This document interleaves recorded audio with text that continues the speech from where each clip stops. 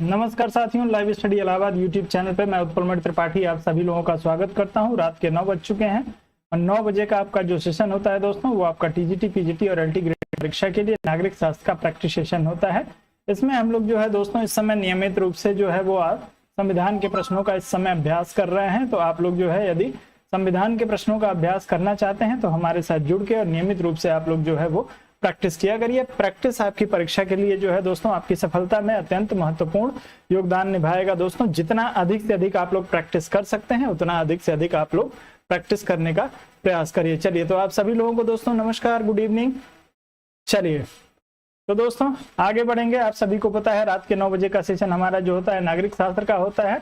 और दोस्तों इस सेशन की मेंबरशिप के लिए जो है आप सब लोगों के लिए 250 रुपए का शुल्क निर्धारित किया गया है। यदि इस सेशन का मेंबरशिप लेना चाहते हैं तो गूगल पे, फोन पे या भीम के माध्यम से 250 रुपए का भुगतान आप लोगों को जो है 7007701847 इस नंबर पे आप लोगों को कर देना है। और उसके बाद से नियमित रूप से आपको जो है वो इस क्लास की पीडीएफ आप लोगों को जो है उपलब्ध करा दी जाएगी। तो आप लोग जो है यदि मेंबरशिप लेना चाहते हैं तो आप लोग अवश्य ले लीजिए। दोस्तों मेरा सुझाव आप लोगों के लिए रहेगा कि आप लोग ले लीजिए। आप लोग यदि ले लेंगे तो आपको जो है इससे काफी फायदा मिलेगा। आप सभी से निवेदन है दोस्तों, वीडियो को लाइक और शेयर कर दीजिए सभी लोग। दोस्तों यदि चैनल पे कोई नया जुड़ा है तो आप लोग जो है चैनल को सब्सक्राइब करके बेल नोटिफिकेशन को दबा लीजिए। वीडियो को लाइक सभी लोग करेंगे दोस्तों। चलिए, इसके बाद यदि बात करें दोस्तों तो सुबह जो है 8 बजे आप लोगों की जो है ज्योग्राफी की प्रैक्टिस क्लास चल रही है। 8 बजे आप लोगों का ज्योग्राफी का प्रैक्टिस सेशन मैं स्वयं ले रहा हूं दोस्तों। आज की क्लास जो है वो थोड़ी सी इंटरप्ट हो गई थी, जो थोड़ी सी इंटरनेट की समस्या थी, जिसकी वजह से जो है आपकी क्लास आज जो है वो इंटरप्ट हो गई। आज पूरी क्लास आप लोगों की नहीं चल पाई, लेकिन कल से जो है आप लोगों को इस तरह की कोई समस्या नहीं होगी। चलिए, जितेंद्र जी पूछ रहे हैं अर्थशास्त्र के लिए। अर्थशास्त्र के लिए जो है शाम को 7 बजे नीलोत्पल सर के साथ आप 7:30 बजे जुड़ जाइए। चलिए, तो आप लोग जो है ज्योग्राफी के प्रश्नों का भी अभ्यास करना चाहते हैं तो सुबह 8 बजे हमारे साथ जुड़िए। और साथ ही साथ आप लोगों के लिए बात करें दोस्तों तो राजनीतिक सिद्धांत एवं जो है आपके विचारकों की जो डिस्क्रिप्टिव क्लास है वो आपके केवल टीजीटी के लिए दोस्तों, पीजीटी वाले लोग ध्यान देंगे इस पे। ये क्लास जो है वो सिर्फ टीजीटी वाले जो लोग हैं उनके लिए है, क्योंकि इसमें मैं आप लोगों के टीजीटी के सिलेबस को ही जो कवर करूंगा। तो साथ में आपको ध्यान रखना है दोस्तों कि आप यदि राजनीतिक सिद्धांत और उन विचारकों को पढ़ना चाहते हैं, जितने भी राजनीतिक सिद्धांत आपके सिलेबस में दिए हुए हैं, साथ में जो विचारक 10 के 10 विचारकों को जो है मैं आप लोगों को पूरे डिटेल में पढ़ाऊंगा। और ये क्लास जो होगी दोस्तों आपके लाइव स्टडी इलाहाबाद के मोबाइल एप्लीकेशन पे चलेगी। इसके लिए जो है आपको सूचित कर दिया जाएगा आने वाले 2-3 दिन के अंदर जब ये क्लास चलेगी। उसके लिए बस आपको जो है एक मैसेज आपको इस नंबर के व्हाट्सएप पे छोड़ देना है 7007701847। और जैसे आप लोगों की क्लास शुरू होगी आपको जो है वो सूचित कर दिया जाएगा। चलिए दोस्तों, तो अब हम लोग चलेंगे आज के अपने सेशन की तरफ और सेशन के पहले प्रश्न को हम लोग देखेंगे। तो आप लोग दोस्तों सभी लोग जो है प्रश्न को ध्यान से पढ़ेंगे, उत्तर करने का प्रयास करेंगे। आप सभी को पता है कि आज के सेशन में भी आपको सिर्फ और सिर्फ आपके संविधान के प्रश्न ही देखने को मिलेंगे। तो आप लोग जो है तेजी से अपना प्रश्न को पढ़िए और उत्तर करने का प्रयास करिए। आप उम्मीद करता हूं कि आपको जो है विजिबिलिटी एकदम क्लियर होगी, प्रश्न आपको एकदम क्लियर दिख रहा होगा।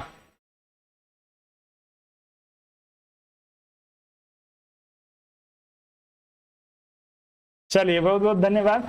मैं आप लोगों के लिए दोस्तों नियमित रूप से एनर्जेटिक रहता हूं। चलिए, तो दोस्तों आपको प्रश्न दिया है कि निम्नलिखित में से कौन एक राज्य के नीति निर्देशक सिद्धांतों का उद्देश्य नहीं है। आप लोगों के लिए नहीं के लिए जो है चुनाव करना है दोस्तों।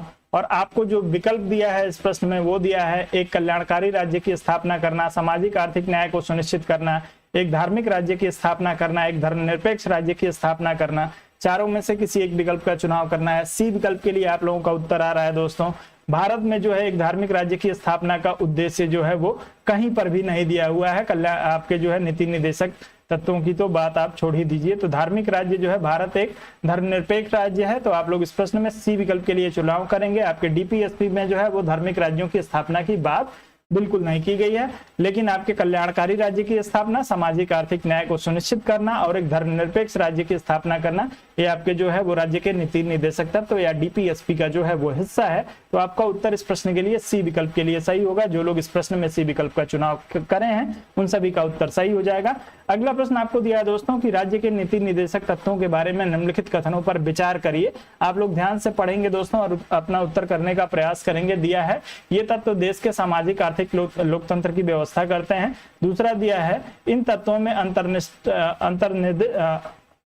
अंतर्विष्ट उपबंध किसी न्यायालय द्वारा प्रवर्तनीय यानी एनफोर्सेबल नहीं है। आपको इसमें से दोनों विकल्प को आप लोग ध्यान से पढ़ लीजिए और उसके बाद उत्तर करने का प्रयास करिए सभी लोग दोस्तों। ये तत्व देश के सामाजिक आर्थिक लोकतंत्र की व्यवस्था करते हैं। और दूसरा दिया है इन तत्वों में अंतर्विष्ट उपबंध किसी न्यायालय द्वारा प्रवर्तनीय या एनफोर्सेबल नहीं है। आप सभी लोग उत्तर करेंगे इस प्रश्न के लिए। चलिए बी और सी विकल्प के लिए उत्तर आ रहा है, कुछ एक दोस्तों का उत्तर बी विकल्प के लिए भी आ रहा है। चलिए सभी लोग उत्तर करेंगे दोस्तों इस प्रश्न के लिए। दोस्तों वीडियो को लाइक और शेयर कर दीजिए, बार बार आपसे जो है वो इंटरप्ट ना करना पड़े सेशन को। मैं चाहता नहीं हूं दोस्तों कि मैं प्रश्न के अलावा कहीं और जाऊं, तो आप लोग जो है वीडियो को लाइक और शेयर, दिल खोल के आप लोग लाइक और शेयर करिए दोस्तों। चलिए तो दोस्तों इसमें दिया है कि ये तत्व देश के सामाजिक आर्थिक लोकतंत्र की व्याख्या करते हैं। दोस्तों बिल्कुल आपके सामाजिक आर्थिक लोकतंत्र की जो व्याख्या है वो आपके संविधान की प्रस्तावना और डीपीएसपी के माध्यम से ही होती है। तो पहला विकल्प जो है आपका बिल्कुल सही दिया है। और इसमें दिया है दोस्तों कि इसमें अंतर्विष्ट उपबंध किसी न्यायालय द्वारा प्रवर्तनीय नियम नहीं है। दोस्तों तो आप सभी को पता है कि आपके भारतीय संविधान के अनुच्छेद 37 में दोस्तों यदि अनुच्छेद 37 को आपने पढ़ा हो तो अनुच्छेद 37 जो है ये इस बात को स्पष्ट करता है कि आप जो है डीपीएसपी को लागू कराने के लिए न्यायालय नहीं जा सकते हैं, अर्थात ये जो है वाद योग्य नहीं है। आपका उत्तर जो है बिल्कुल दोनों विकल्प जो हो जाएगा वो सही हो जाएगा यदि आप सी विकल्प का चुनाव करते हैं, क्योंकि इसमें दिया है दोस्तों कि यह प्रवर्तनीय नहीं है यानी वाद योग्य नहीं है। और इस बात का उल्लेख अनुच्छेद 37 में किया गया है। तो आप लोग इस प्रश्न में सी विकल्प के साथ आपका उत्तर जो होगा बिल्कुल सही हो जाएगा। जिन लोगों ने बी विकल्प का चुनाव किया है आप सभी लोग जो है वो इस बात पे ध्यान देंगे कि जो है आपके डीपीएसपी को न्यायालय के द्वारा लागू नहीं करवाया जा सकता है। राज्य के आदर्श कार्य के रूप में इसको जो है वो उल्लेखित किया गया है। राज्य की इच्छा पे निर्भर है, राज्य इसके लिए प्रयास करेगा लेकिन उसको जो है बाध्य नहीं किया जा सकता है न्यायालय के माध्यम से। तो आप लोग इसको ध्यान रखेंगे, आपका सी विकल्प सही होगा। आगे बढ़ते हैं और अगले प्रश्न पे चलेंगे। अगला प्रश्न दिया है भारतीय संविधान में सम्मिलित नीति निर्देशक तत्वों की प्रेरणा हमें किस संविधान से प्राप्त हुई है। चारों में से किसी एक विकल्प का चुनाव करके आप लोग उत्तर करेंगे। आपको ऑस्ट्रेलिया, अमेरिका, फ्रांस और आयरलैंड में से किसी एक विकल्प का चुनाव करना है। तेजी से आप सभी लोग उत्तर करेंगे इस प्रश्न के लिए। चलिए तेजी से उत्तर करिए दोस्तों।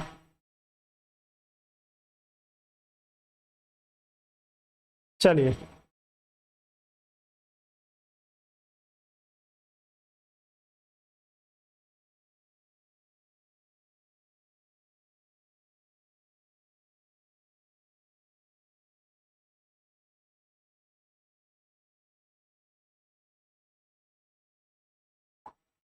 चलें सभी लोग उत्तर करेंगे इस प्रश्न के लिए दोस्तों। तो जैसा कि मैं देख पा रहा हूं आप सभी लोगों का उत्तर आ रहा है इस प्रश्न के लिए। चलिए आयरलैंड की आप लोग बात कर रहे हैं तो आपका उत्तर जो होगा वो बिल्कुल सही हो जाएगा। डी विकल्प के लिए जो लोग अपना उत्तर चुन रहे हैं उन सभी का उत्तर यहाँ पे बिल्कुल सही हो जाएगा।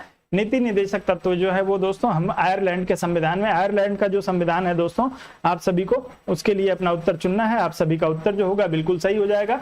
आयरलैंड का संविधान जो है कब लागू हुआ था आप लोगों को पता है? यदि आपको ध्यान हो तो आप लोग एक बार उत्तर करके बताने का प्रयास करेंगे।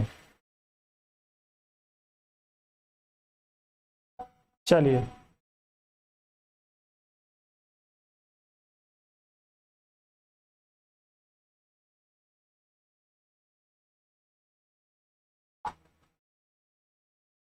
चले तो दोस्तों 1937 का जो आयरलैंड का संविधान था दोस्तों, 1937 के आयरलैंड के संविधान से जो है वो आपके जो है नीति निर्देशक तत्वों को लिया गया था। आपका उत्तर जो होगा वो डी विकल्प के लिए सही हो जाएगा। माफी चाहता हूं दोस्तों इंटरप्शन के लिए, थोड़ा सा जो है इंटरप्ट हो गया है एक फोन की वजह से।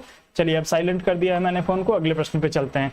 अगला प्रश्न आप सभी लोगों को दोस्तों अपना सूची के रूप में दिया हुआ है, इसको आप लोग सुमेलित करने का प्रयास करेंगे। चलिए दोनों सूचियों को आप लोग सुमेलित करिए तेजी से। आप जो है दोस्तों सामान्य से प्रश्न है लेकिन आपका रिवीजन हो जाए इसके लिए सभी प्रश्नों को, जो महत्वपूर्ण प्रश्न है जो आपसे पूछे जा सकते हैं उन सभी प्रश्नों को मैं लेके उपस्थित हुआ हूं। तो ज्यादा सोचने समझने की जरूरत नहीं है, आप अधिक से जो है वो थोड़ा सा बस ध्यान से देखेंगे और आप जो है उत्तर कर सकते हैं इन प्रश्नों का। कहीं कोई समस्या नहीं है। संविधान के बेसिक प्रश्नों को लेके चल रहा हूं, थोड़ा सा संविधान का जो है स्टैंडर्ड बढ़ाऊंगा। लेकिन एक बार मेरा प्रयास है कि जो अभी तक जितने प्रश्न पूछे गए हैं उन प्रश्नों को आप लोगों को एक बार कंप्लीट करा दूं, चाहे वो पीसीएस की परीक्षा हो, आरओ की परीक्षा हो, या आपके आईएएस की परीक्षा हो, या टीजीटी पीजीटी की परीक्षा हो, उन सभी प्रश्नों को एक बार कंप्लीट करा दूंगा। तो थोड़े स्टैंडर्ड लेवल के प्रश्नों को भी आप लोगों को लेके चलूंगा। आप सभी लोग इसको सम्मिलित करने का प्रयास करिए, तेजी से करिएगा। चलिए, ए और बी विकल्प के लिए उत्तर आप लोगों का आ रहा है। तो अनुच्छेद, हम यदि 40 की बात करेंगे तो आप सभी को पता है कि अनुच्छेद 40 में ग्राम पंचायतों के गठन का प्रावधान किया गया है। अनुच्छेद 41 की यदि बात करेंगे दोस्तों, तो अनुच्छेद 41 में जो है आपके काम पाने का आपका अधिकार आपको दिया गया है। और अनुच्छेद 44 की यदि बात करेंगे तो आप सभी को पता है समान नागरिक संहिता इसमें दी हुई है। और उसके बाद से अनुच्छेद 48 में कृषि एवं पशुपालन की बात की गई है। तो आपको जो है ठीक सामने ही दिया है, 1 2 3 4 आपका उत्तर जो होगा इस प्रश्न के लिए ए विकल्प के लिए बिल्कुल सही हो जाएगा। अनुच्छेद दोस्तों मेरे कराने का बस उद्देश्य ये है कि आप इन अनुच्छेदों को जरूर से जरूर याद कर लीजिएगा। परीक्षा में कोई जरूरी नहीं है कि प्रश्न इसी प्रकार से आए, प्रश्न को घुमा फिरा के भी आपसे पूछा जा सकता है।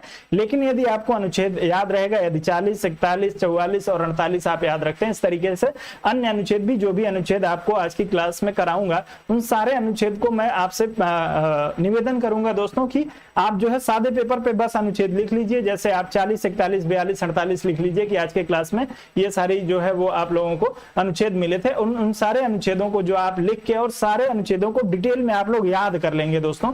यदि परीक्षा में एग्जामिनर ने प्रश्न को घुमा दिया तो आपको समस्या नहीं होनी चाहिए। हालांकि उस तरीके के प्रश्नों को आप लोगों को कराऊंगा, लेकिन 10 दिन के बाद से, जब एक बार इसको कंप्लीट कर लेते हैं। 1 हफ्ता जो है पूरे संविधान को कंप्लीट करने के लिए पर्याप्त है। 1 हफ्ते के बाद से आप लोगों को स्टैंडर्ड लेवल के प्रश्नों को भी कराऊंगा, जो है आपसे घुमा फिरा के थोड़ा सा मैं भी पूछने का प्रयास करूंगा, आपको परेशान करूंगा थोड़ा सा आप लोगों को जो है।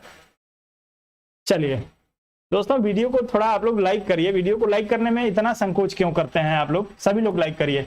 अगला प्रश्न दिया है, राज्य के नीति निर्देशक सिद्धांतों के निम्नलिखित अनुच्छेदों में से कौन सा अंतरराष्ट्रीय शांति और सुरक्षा के संवर्धन से संबंधित है? आप सभी लोग अपना उत्तर करने का प्रयास करेंगे दोस्तों। इस प्रश्न के लिए आपको अनुच्छेद 51, अनुच्छेद 48 का, अनुच्छेद 43 का और अनुच्छेद 41 4 विकल्प दिया है। चारों में से किसी एक का चुनाव करना है। समय आपका शुरू हो गया है, तेजी से आप लोग उत्तर करने का प्रयास करेंगे। और दोस्तों, आप सभी लोगों को एक चीज ध्यान दिला दूं कि पूरे संविधान में जो है दोस्तों आपको मुश्किल से 65 से 70 अनुच्छेद याद करने हैं। और वो 65 से 70 अनुच्छेद आपको जो है सेशन में कम से कम 2 बार, 3 बार, 4 बार तक मैं आप सभी लोगों को कराऊंगा।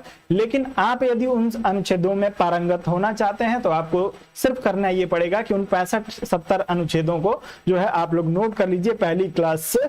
और हमारी ये आज तीसरी क्लास है, इसके सारे अनुच्छेद नोट कर लीजिए। सारे अनुच्छेदों को याद करने की आवश्यकता नहीं होती है। आप लोग इस प्रश्न के लिए जो है ए विकल्प का चुनाव कर रहे हैं। कुछ एक दोस्तों का जो है उत्तर इस प्रश्न में बी विकल्प के लिए आया है। अंतरराष्ट्रीय शांति और सुरक्षा की बात जो है अनुच्छेद 51 में की गई है।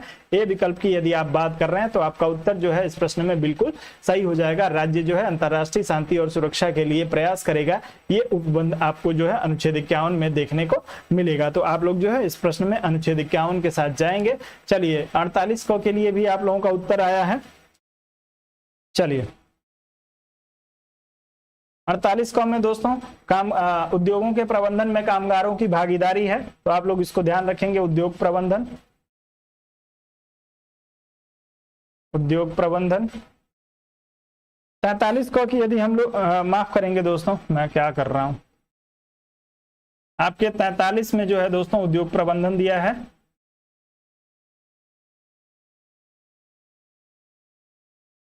उद्योग प्रबंधन 43 को में, अंतरराष्ट्रीय शांति और सुरक्षा आपके 51 में। 48 को की यदि हम लोग बात करेंगे दोस्तों तो इसमें आपके पर्यावरण संरक्षण दिया हुआ है। इसमें पर्यावरण संरक्षण। और अनुच्छेद 41 की यदि आप लोग बात करेंगे दोस्तों तो इसमें जो है वो आपके काम व शिक्षा, लोक सहायता जो है वो काम पाने का अधिकार इसमें आपको दिया है। तो आप लोग इसको जानते ही हैं, काम पाने का अधिकार आपको 41 में मिल जाएगा। आप लोग इस प्रश्न में ए विकल्प के साथ जाइएगा। बाकी 43 का और 48 को जरूर ध्यान रखेंगे। पर्यावरण संरक्षण और उद्योगों में कामगारों के प्रबंधन की बात इसमें की गई है। आपका उत्तर इस प्रश्न में जो होगा ए विकल्प के लिए सही होगा। अंतरराष्ट्रीय शांति और सुरक्षा के लिए जो प्रयास है वो अनुच्छेद 51 के तहत जो है वो राज्य की जिम्मेदारी है। आपका उत्तर बिल्कुल सही हो जाएगा। आगे बढ़ जाएंगे, अगले प्रश्न पे चलेंगे। अगला प्रश्न दिया है, संविधान निम्न में से किसके शोषण के विरुद्ध अधिकार स्वीकृत करता है? आप लोगों को उत्तर करना है दोस्तों। इसके लिए संविधान किसके शोषण के लिए जो है अधिकार किसके विरुद्ध जो है वो स्वीकृत करता है? आपको बच्चों, बच्चों के, स्त्रियों के, जनजातियों के और दलितों के, चारों में से किसी एक का चुनाव करके तेजी से आप लोगों को उत्तर कर देना है। चलिए सभी लोग उत्तर करिए।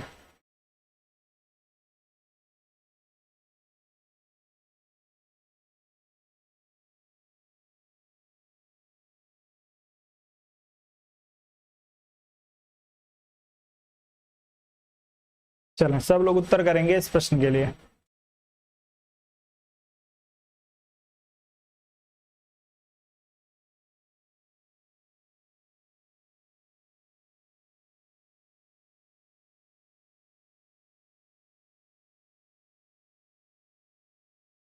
चलिए ए विकल्प के लिए, सी विकल्प के लिए आप लोगों का उत्तर आ रहा है इस प्रश्न में। चलिए, तो बच्चों के शोषण का जो है वो आपके भारतीय संविधान में उल्लेख नहीं किया गया है।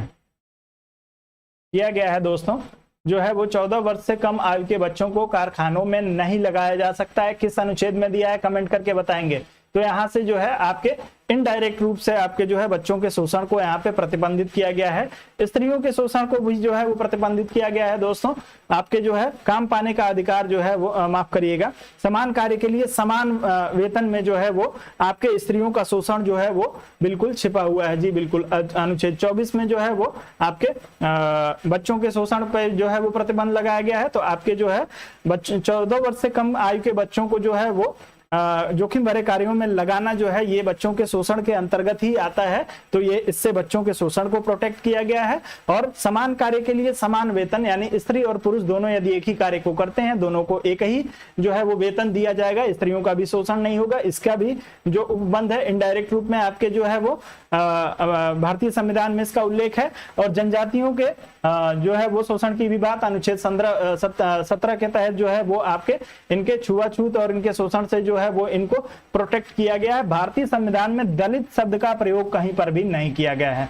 आप लोग एक चीज ध्यान रखेंगे दोस्तों, यदि आपसे पूछ लिया जाए कि भारतीय संविधान में, जी नहीं, भारतीय संविधान में दोस्तों दलित शब्द का प्रयोग कहीं पर भी नहीं हुआ है। पूरे संविधान को उठा के आप देखेंगे तो भारतीय संविधान में दलित शब्द कहीं भी नहीं मिलेगा। आप लोग यदि कभी पूछ लिया जाए आपसे कि दलित शब्द का प्रयोग जो है भारतीय संविधान में कहाँ किया गया है और उसमें उपयुक्त में से कोई विकल्प ना आपको दिया हो या कहीं पर भी नहीं दिया हो, तो आप उसका चुनाव करिएगा, क्योंकि इस शब्द का प्रयोग जो है कहीं पर नहीं किया गया है। ये आपके लिए इंपॉर्टेंट फैक्ट है, इसको आप लोग जरूर ध्यान रखेंगे। आपका उत्तर 1, 2 और 3 के लिए सही हो जाएगा। बच्चे, स्त्री और जनजातियों के जो है वो अनुसूचित जनजाति और अनुसूचित जाति के जो है वो शोषण की बात जो है इससे प्रोटेक्ट किया गया है आपके भारतीय संविधान में। सी विकल्प आपका जो होगा बिल्कुल सही होगा।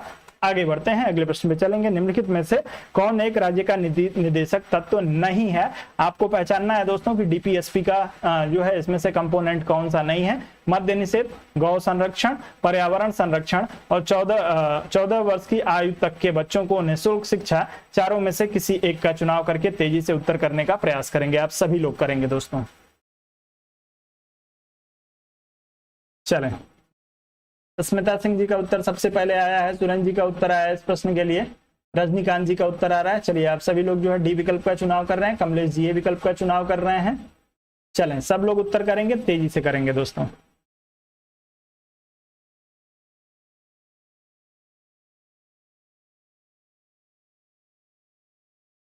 चलिए,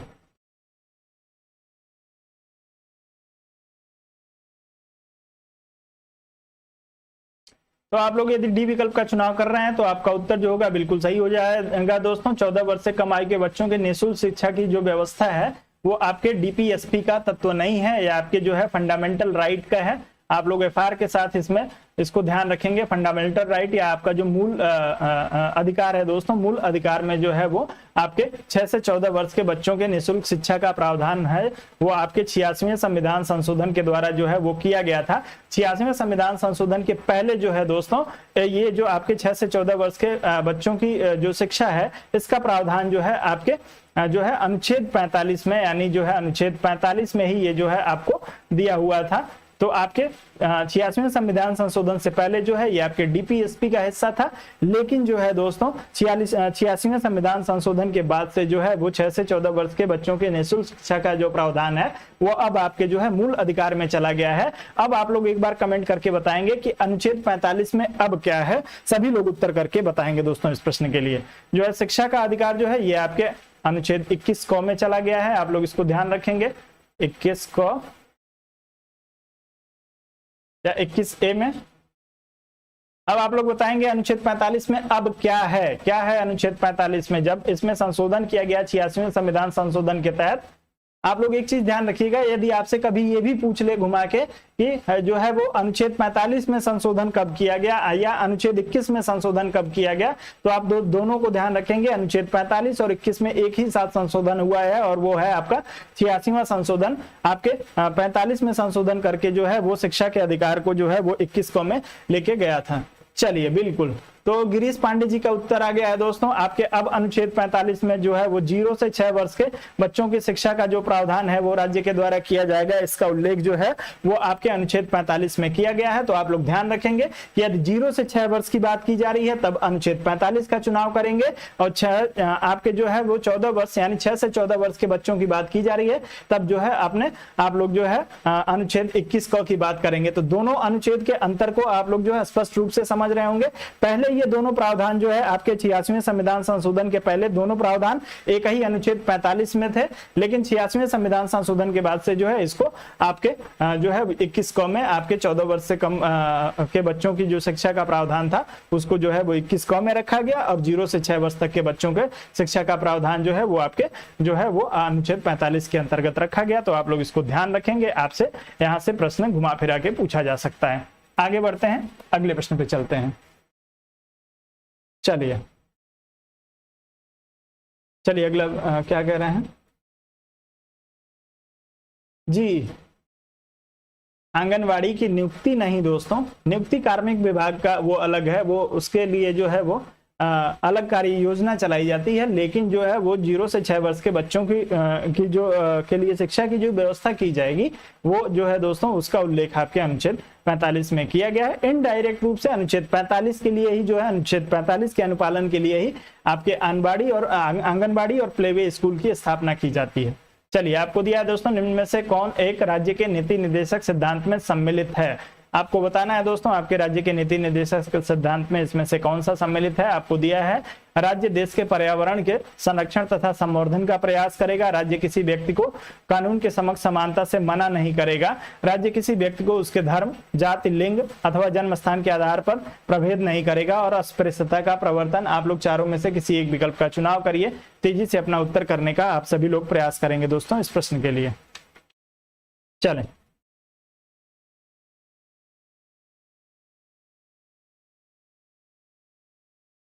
ए विकल्प के लिए जैसा कि मैं देख पा रहा हूं, चलिए, राज्य देश के पर्यावरण के संरक्षण तथा संवर्धन का प्रयास करेगा।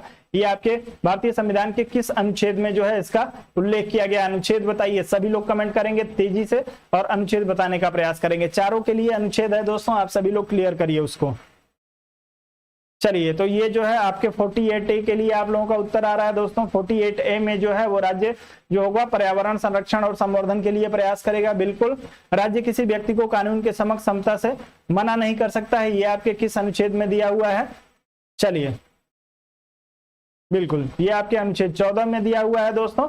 और किसी व्यक्ति को जो है वो धर्म, मूल आपके जो है धर्म, कुल या रेस, जाति, लिंग या जन्म स्थान के आधार पे जो है इसमें भेद नहीं किया जाएगा, ये आपके अनुच्छेद 15 में इसका प्रावधान किया गया। और अस्पृश्यता का प्रवर्तन जो होगा वो अनुच्छेद 17 के माध्यम से होगा। तो इन सारे अनुच्छेद को आप लोग ध्यान रखेंगे। आगे बढ़ते हैं, इस प्रश्न में आपका ए विकल्प जो होगा बिल्कुल सही हो जाएगा। बाकी ये जो है आपके मूल अधिकार हैं।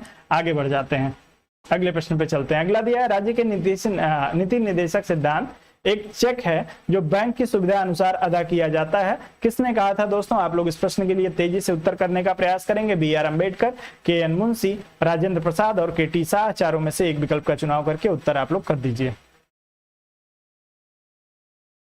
चलिए, सभी लोग उत्तर करेंगे दोस्तों।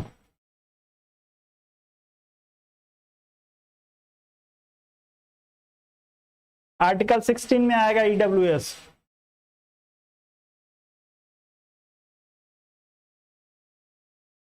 सामाजिक आर्थिक रूप से पिछड़ों के लिए जो है वो उसी में व्यवस्था की गई है, एक बार देख लीजिएगा उसको। चलिए इस प्रश्न के लिए उत्तर करिए दोस्तों। जो लोग इसमें केटी शाह की बात कर रहे होंगे उन सभी का उत्तर जो होगा बिल्कुल सही हो जाएगा दोस्तों। एक ऐसा चेक जो बैंक की सुविधा के अनुसार अदा किया जाएगा, ये क्यों कहा था इन्होंने, क्योंकि जो है ये राज्य की इच्छा पर निर्भर था, इसे न्यायालय में चुनौती नहीं दी जा सकती, इसी की वजह से इन्होंने कहा था कि यह एक ऐसा चेक है जो बैंक अपनी सुविधा के अनुसार अदा करता है। तो आपका उत्तर इस प्रश्न में केटी शाह के लिए बिल्कुल सही हो जाएगा, आप लोग इसको ध्यान रखेंगे। आगे बढ़ते हैं, अगले प्रश्न पे चलेंगे। अगला प्रश्न आपको दिया है दोस्तों, प्रश्न को ध्यान से आप लोग पढ़ लेंगे और उसके बाद उत्तर करने का प्रयास करेंगे। चलिए अब आपको प्रश्न पूरा स्पष्ट दिखाई दे रहा है, सभी लोग पढ़ेंगे दोस्तों। भारत के संविधान के संदर्भ में निम्नलिखित कथनों पर विचार करिए। मूल अधिकार, मूल कर्तव्य, राज्य के नीति निर्देशक तत्व। भारत सरकार द्वारा आरंभ किए गए राष्ट्रीय सामाजिक सहायता कार्यक्रम में भारत के संविधान में उपयुक्त उपबंधों में से कौन सा या से पूरे होते हैं। आप लोग उत्तर करेंगे, इसमें से चुनेंगे, आप अपना उत्तर चुनने का प्रयास करेगा।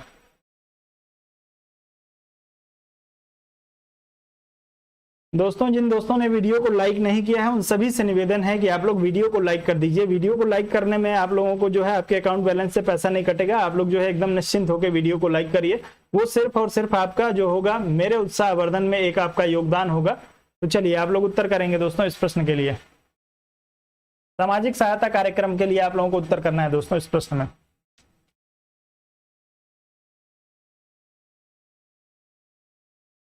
चलें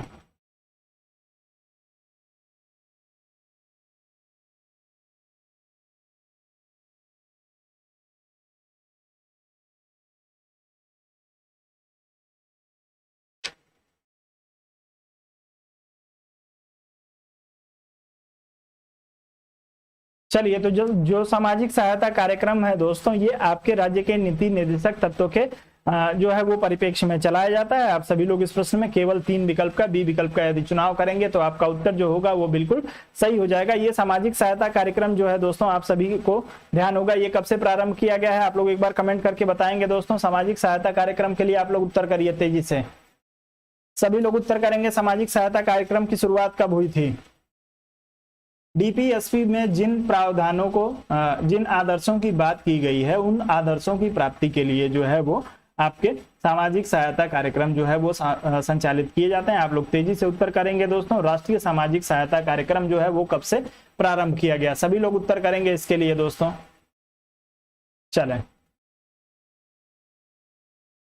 चलिए तो आप लोग ध्यान रखिएगा इसमें दोस्तों। 15 अगस्त 1995 से जो है वो आपका सामाजिक सहायता कार्यक्रम जो है वो राष्ट्रीय सामाजिक सहायता कार्यक्रम जो है आपका जो है वो प्रारंभ किया गया था। तो आप लोग इसको ध्यान रखेंगे। इसमें वृद्धा पेंशन, विधवा पेंशन, ये सारी चीजें जो है आपके उसमें आती हैं। 1952 नहीं, 1995 याद रखिएगा आप लोग, 1952 न ले जाइए राष्ट्रीय सामाजिक सहायता कार्यक्रम के लिए, 1995 दोस्तों। चलिए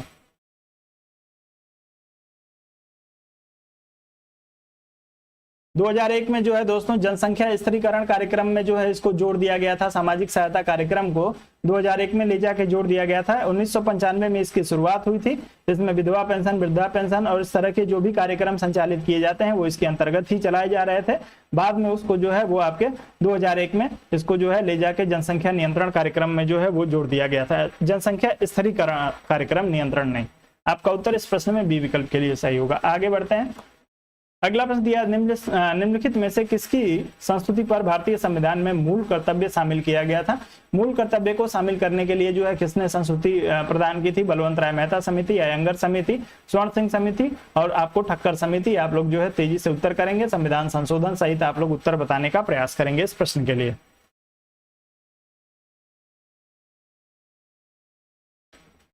चलिए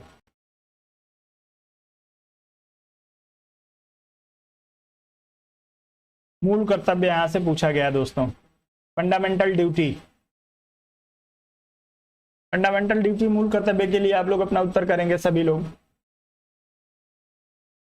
चलिए सुरभि जी का उत्तर आ रहा है 42वां संविधान संशोधन। बाकी सभी लोगों ने स्वर्ण सिंह समिति की बात की है।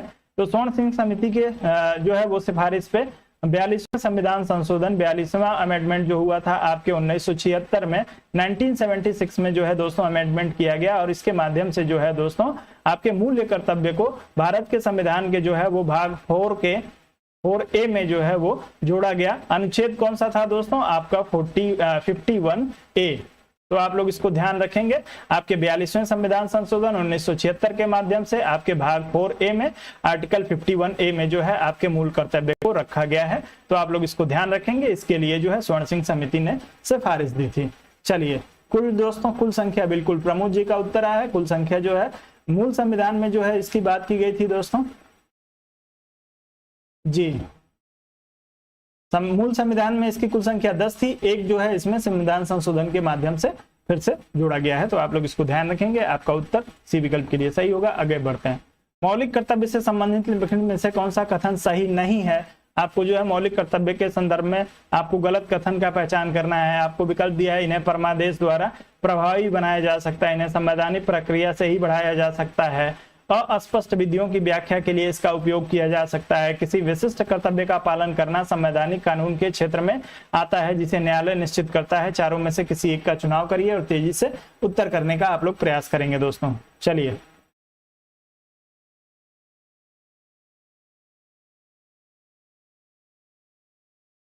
अरे मूल कहने का मतलब जब अमेंडमेंट किया गया दोस्तों, हो गया।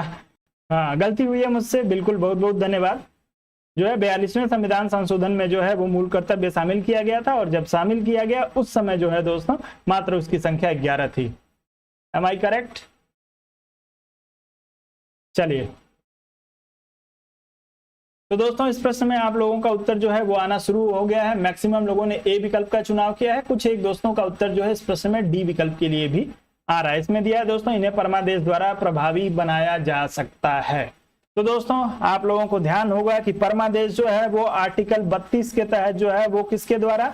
सुप्रीम कोर्ट के द्वारा जो है वो जारी किया जाता है। किसके संदर्भ में? आपके जो है फंडामेंटल राइट के संदर्भ में। सिर्फ और सिर्फ फंडामेंटल राइट के लिए जो है वो परमादेश जारी किया जा सकता है, मूल कर्तव्य के लिए नहीं। मूल कर्तव्य जो दोस्तों एक आदर्श के रूप में इसको भी रखा गया है, और इसके लिए बाध्य नहीं किया जा सकता है किसी व्यक्ति को अपने मूल कर्तव्यों को पालन करने के लिए जो है इसके लिए बाध्य इसके लिए भी नहीं किया जा सकता है। एक तरीके से आप लोग समझिएगा।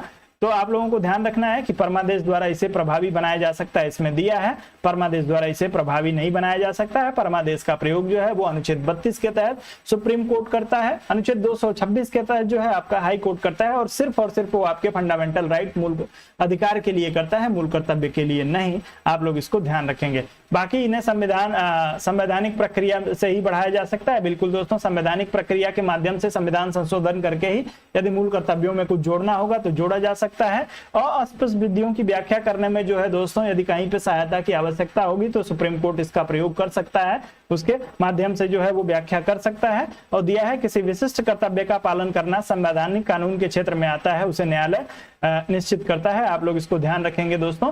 जो है इसके पालन के लिए जो है आपके संविधान में बाध्यता नहीं दी गई है, लेकिन लॉ एंड ऑर्डर जो होता है दोस्तों उसके अंतर्गत जो है कानून के माध्यम से जो है इसको पालन जो है इसका करवाया जा सकता है। तो आप लोग इसको ध्यान से जो है वो समझ लीजिएगा। आपका जो चौथा विकल्प आपको दिया है दोस्तों, कई बार आपके प्रश्नों के विकल्प जो होते हैं दोस्तों वो आपके लिए बहुत ही महत्वपूर्ण होते हैं। तो यदि आप इस विकल्प को ध्यान से पढ़ते हैं और इसको समझने का प्रयास करते हैं तो आपको इससे एक नया प्रश्न मिल जाएगा जिसको आप लोग जो है ध्यान दे सकते हैं। इस प्रश्न में आपका ए विकल्प सही होगा दोस्तों। जो लोग ए विकल्प का चुनाव करेंगे उन सभी का उत्तर ए विकल्प के लिए सही हो जाएगा।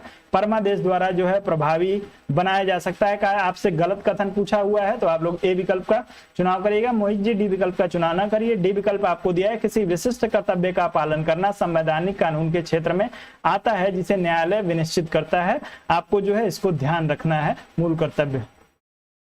चलिए, लाल बहादुर जी कह रहे हैं मेरा कमेंट बॉक्स में शो कर रहा है। जी बिल्कुल कर रहा है लाल बहादुर जी। ए विकल्प के लिए आप लोग उत्तर चुनिएगा अपना। आगे बढ़ते हैं और अगले प्रश्न पे चलते हैं। अगला प्रश्न आपको दिया है दोस्तों, भारतीय संविधान द्वारा प्रदत्त नागरिकों के मूल कर्तव्यों में निम्नलिखित में से क्या है? आप लोग अपना उत्तर चुनने का प्रयास करेंगे। दिया है, मिश्र संस्कृति की समृद्ध विरासत की रक्षा, सामाजिक अन्याय से कमजोर वर्गों की रक्षा, वैज्ञानिक मनोदशा की खोज की भावना का विकास, और व्यक्तिगत और सामूहिक कार्यकलापों में सभी क्षेत्रों में उत्कृष्टता के लिए प्रयत्न। चारों में से किसी एक का चुनाव करके तेजी से आप लोग उत्तर करिए। चारों विकल्प आपको दिए हुए हैं कूट के रूप में, आप लोग उसमें से किसी एक का चुनाव करिए, तेजी से उत्तर करिएगा।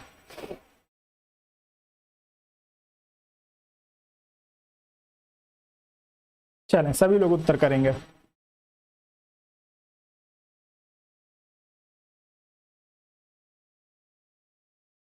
भारतीय संविधान द्वारा प्रदत्त मूल कर्तव्यों में निम्नलिखित में से क्या है, आपसे पूछा गया है।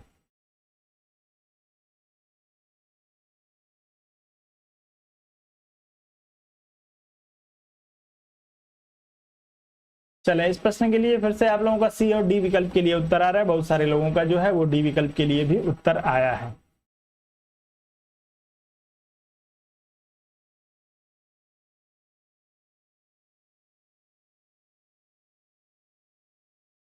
चलिए तो आपके जो है मिश्रित संस्कृति की समृद्ध विरासत की रक्षा जो है आपके जो है मूल कर्तव्य में दिया हुआ है। सामाजिक अन्याय से कमजोर वर्ग की रक्षा, सामाजिक अन्याय से कमजोर वर्ग की रक्षा का प्रावधान जो है दोस्तों आपके डायरेक्ट आपके संविधान में नहीं दिया हुआ है, इनडायरेक्ट रूप में दिया हुआ है। मूल कर्तव्य में तो बिल्कुल नहीं दिया है। जो है सामाजिक न्याय की बात जो है आपके भारतीय संविधान की प्रस्तावना में की गई है। आंशिक रूप से जो है आपको अनुच्छेद 17 में भी देखने को मिलेगा आपके मूल अधिकार में, लेकिन जो है इसको आपके मूल कर्तव्य में नहीं रखा गया है। बाकी वैज्ञानिक मनोदशा की खोज की भावना का विकास करने के लिए आपको जो है आपके मूल कर्तव्य में आपको दिख जाएगा, और व्यक्तिगत और सामूहिक कार्यकलापों में सभी क्षेत्रों में उत्कृष्टता के लिए प्रयत्न करना, ये भी आपको दिख जाएगा। तो 1, 3 और 4, 1, 3 और 4 आपके सी विकल्प में दिया है। आपका सी विकल्प जो होगा इस प्रश्न के लिए सही हो जाएगा। अन्य किसी विकल्प का चुनाव आप लोग बिल्कुल ना करें। आगे बढ़ जाते हैं और अगले प्रश्न पे चलते हैं दोस्तों। अगला प्रश्न दिया है, निम्नलिखित में से कौन सा एक मौलिक कर्तव्य नहीं है। आप लोग इसमें से जो है तेजी से चुनाव करिएगा। मौलिक कर्तव्य इसमें से आपका कौन सा एक नहीं है। राष्ट्रगान का सम्मान करना, राष्ट्रीय संपत्ति का बचाव करना, राष्ट्रीय महत्व के स्थानों और स्मारकों की रक्षा करना, और प्राकृतिक वातावरण का संरक्षण और सुधार करना। चारों में से किसी एक को चुनिए और तेजी से उत्तर करिए। इस प्रश्न के लिए भी आपका समय यहाँ पे शुरू कर देता हूं।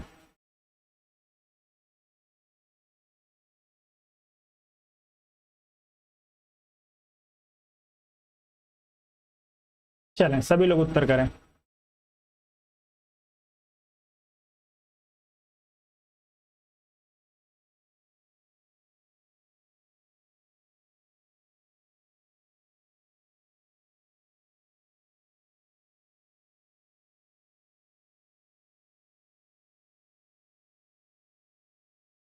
चलें बहुत ही कम उत्तर आया है इस बार आप लोगों का इस प्रश्न के लिए।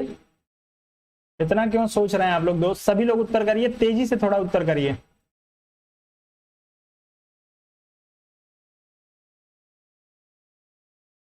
चलिए तो मैक्सिमम लोगों का उत्तर जो है इस प्रश्न में डी विकल्प के लिए आ रहा है, प्राकृतिक वातावरण का संरक्षण और सुधार। चलिए तो प्राकृतिक वातावरण का संरक्षण और सुधार जो है आपके मूल कर्तव्य में दिया हुआ है। मैं यहाँ पे स्पष्ट कर दे रहा हूँ। राष्ट्रगान का सम्मान करना भी जो है आपके मूल कर्तव्य में दिया है, और राष्ट्रीय संपत्ति का बचाव करना भी आपके मूल कर्तव्य का हिस्सा है। राष्ट्रीय महत्व के स्थानों और स्मारकों की रक्षा करना आपके मूल कर्तव्य में इसको नहीं दिया गया है। आपका सी विकल्प जो होगा वो बिल्कुल सही होगा इस प्रश्न के लिए। चलिए राष्ट्रीय महत्व के स्थानों और स्मारकों की रक्षा करना। चलिए लाल बहादुर जी कह रहे हैं जो है CDPSP।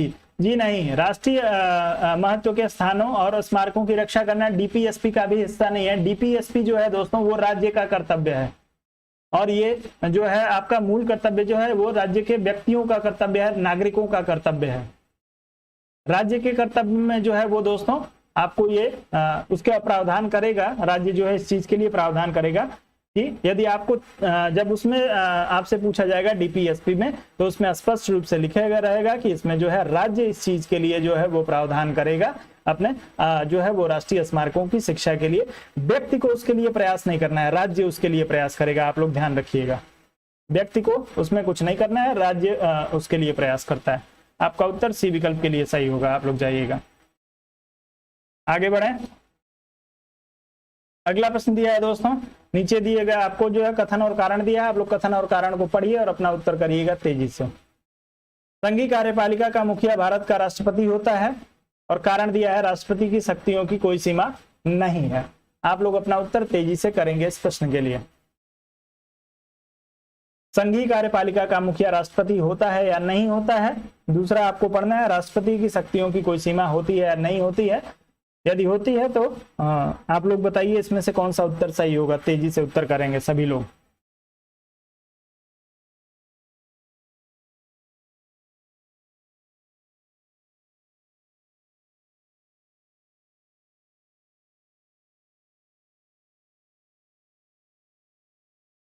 चले, तो इस प्रश्न में आप लोग सी विकल्प का चुनाव कर रहे हैं दोस्तों, ए सही है, यानी संघीय कार्यपालिका का मुखिया जो होता है वो राष्ट्रपति होता है।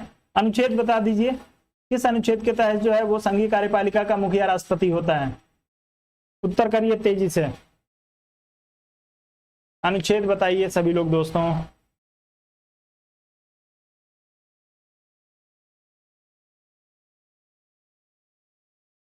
अनुच्छेद बताइए, स्पष्ट करिए सभी लोग। संघीय कार्यपालिका का मुखिया, चलिए अनुच्छेद 53 के लिए आप लोगों का उत्तर आ रहा है दोस्तों। तो जो लोग इसमें अनुच्छेद 53 की बात करेंगे 53, उन सभी का उत्तर सही हो जाएगा। राष्ट्रपति की शक्तियों की कोई सीमा नहीं है दोस्तों, ये स्टेटमेंट गलत किया गया है। राष्ट्रपति के पास जो है वो सीमित शक्तियां आपको देखने को मिलती हैं, जो वो इसी जो कार्यपालिका शक्ति है दोस्तों, इस कार्यपालिका के सदस्यों अर्थात जो है मंत्रिपरिषद के द्वारा सुझाए गए कार्यों को जो है ये करता है। तो आप लोग इसको ध्यान रखेंगे। इसमें केवल जो होगा वो आपका ए सही है, आर गलत है, आपका सी विकल्प जो होगा बिल्कुल यहाँ पे सही हो जाएगा। आगे बढ़ जाएंगे, अगले प्रश्न पे चलेंगे। भारत के राष्ट्रपति का निर्वाचन किस प्रकार होता है आप लोग बताएंगे दोस्तों? प्रत्यक्ष रूप से राज्यसभा के सदस्यों द्वारा, लोकसभा के सदस्यों द्वारा, या अप्रत्यक्ष रूप से? चारों में से किसी एक विकल्प का चुनाव करिए राष्ट्रपति के निर्वाचन के लिए। अनुच्छेद सहित बताने का प्रयास करेंगे आप सभी लोग।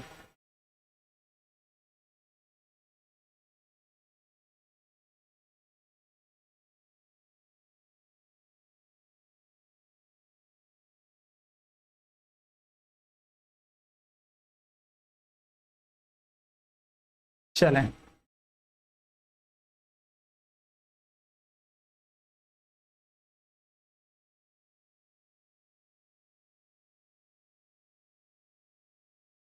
चलिए, तो जो लोग इसमें जो है डी विकल्प अप्रत्यक्ष मतदान की बात कर रहे होंगे उन सभी का उत्तर जो होगा बिल्कुल सही हो जाएगा। भारतीय संविधान के अनुच्छेद 54 के तहत जो है वो अप्रत्यक्ष मतदान के द्वारा जो है आपके राष्ट्रपति का चुनाव किया जाता है। आप सभी लोग इस प्रश्न में ध्यान अपने जो है डी विकल्प का चुनाव करिए, आप सभी का उत्तर जो होगा बिल्कुल सही हो जाएगा।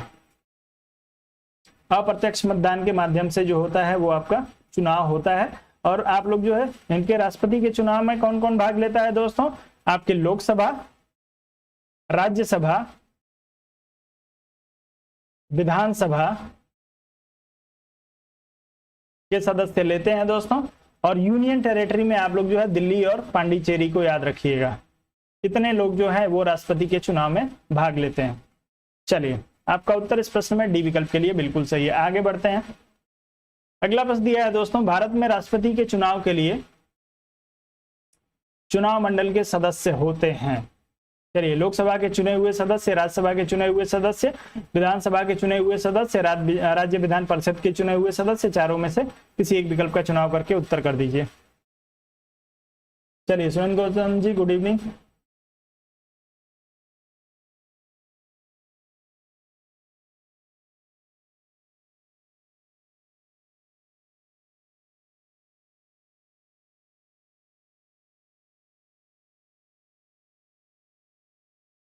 अब इस बार के चुनाव में आपके जम्मू कश्मीर के जो प्रत्याशी हैं वो शामिल होंगे।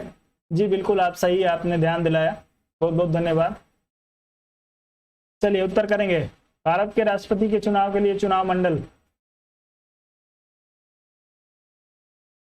चलिए, तो दोस्तों लोकसभा के सदस्य, विधानसभा के चुने हुए सदस्य, और माफ करिएगा राज्यसभा के चुने हुए सदस्य, और साथ में जो है विधानसभा के चुने हुए सदस्य। विधान परिषद के सदस्य जो है इसमें भाग नहीं लेते हैं। तो इन तीनों के माध्यम से जो है एक निर्वाचक मंडल बनता है, और इन निर्वाचक मंडल के द्वारा जो है वो राष्ट्रपति का चुनाव किया जाता है। आपका उत्तर सी विकल्प के लिए बिल्कुल सही हो जाएगा, जो लोग सी विकल्प की बात कर रहे होंगे। आगे बढ़ जाएं, अगला प्रश्न दिया, निम्नलिखित में से कौन राष्ट्रपति के चुनाव प्रकरण के लिए सही नहीं है? आप लोग उत्तर करेंगे दोस्तों इस प्रश्न के लिए।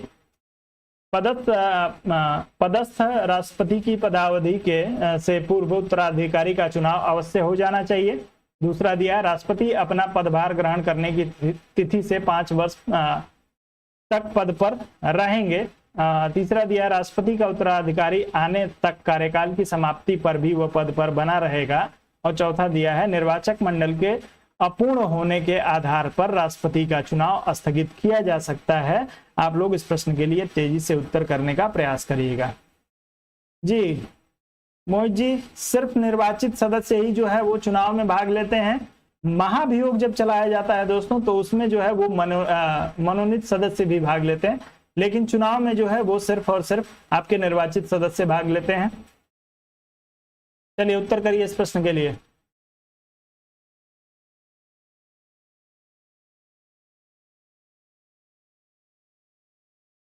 चलिए इसमें ए और सी, कुछ लोग डी विकल्प का चुनाव कर रहे हैं, कुछ लोग सी विकल्प का, कुछ एक लोगों का उत्तर जो है इस प्रश्न में ए विकल्प के लिए आ रहा है। चलिए दोस्तों इसमें आपसे पूछा है सही नहीं है कौन सा। पहला दिया है दोस्तों, पदस्थ राष्ट्रपति की पदावधि से पूर्व उत्तराधिकारी का चुनाव अवश्य हो जाना चाहिए। बिल्कुल दोस्तों, चुनाव जो होगा वो 5 वर्ष का कार्यकाल राष्ट्रपति का पूरा हो उससे पहले जो है वो चुनाव आवश्यक रूप से हो जाना चाहिए। दूसरा दिया है, राष्ट्रपति अपना पदभार ग्रहण करने की तिथि से 5 वर्ष तक पद पर कार्य करता है। जिस दिन वो पद ग्रहण करेगा दोस्तों उस दिन से 5 वर्ष की काउंटिंग होती है। आप लोग इसको ध्यान रखेंगे। चुनाव जीतने के तारीख से नहीं, पद ग्रहण करने की तारीख से काउंटिंग होती है 5 वर्ष की।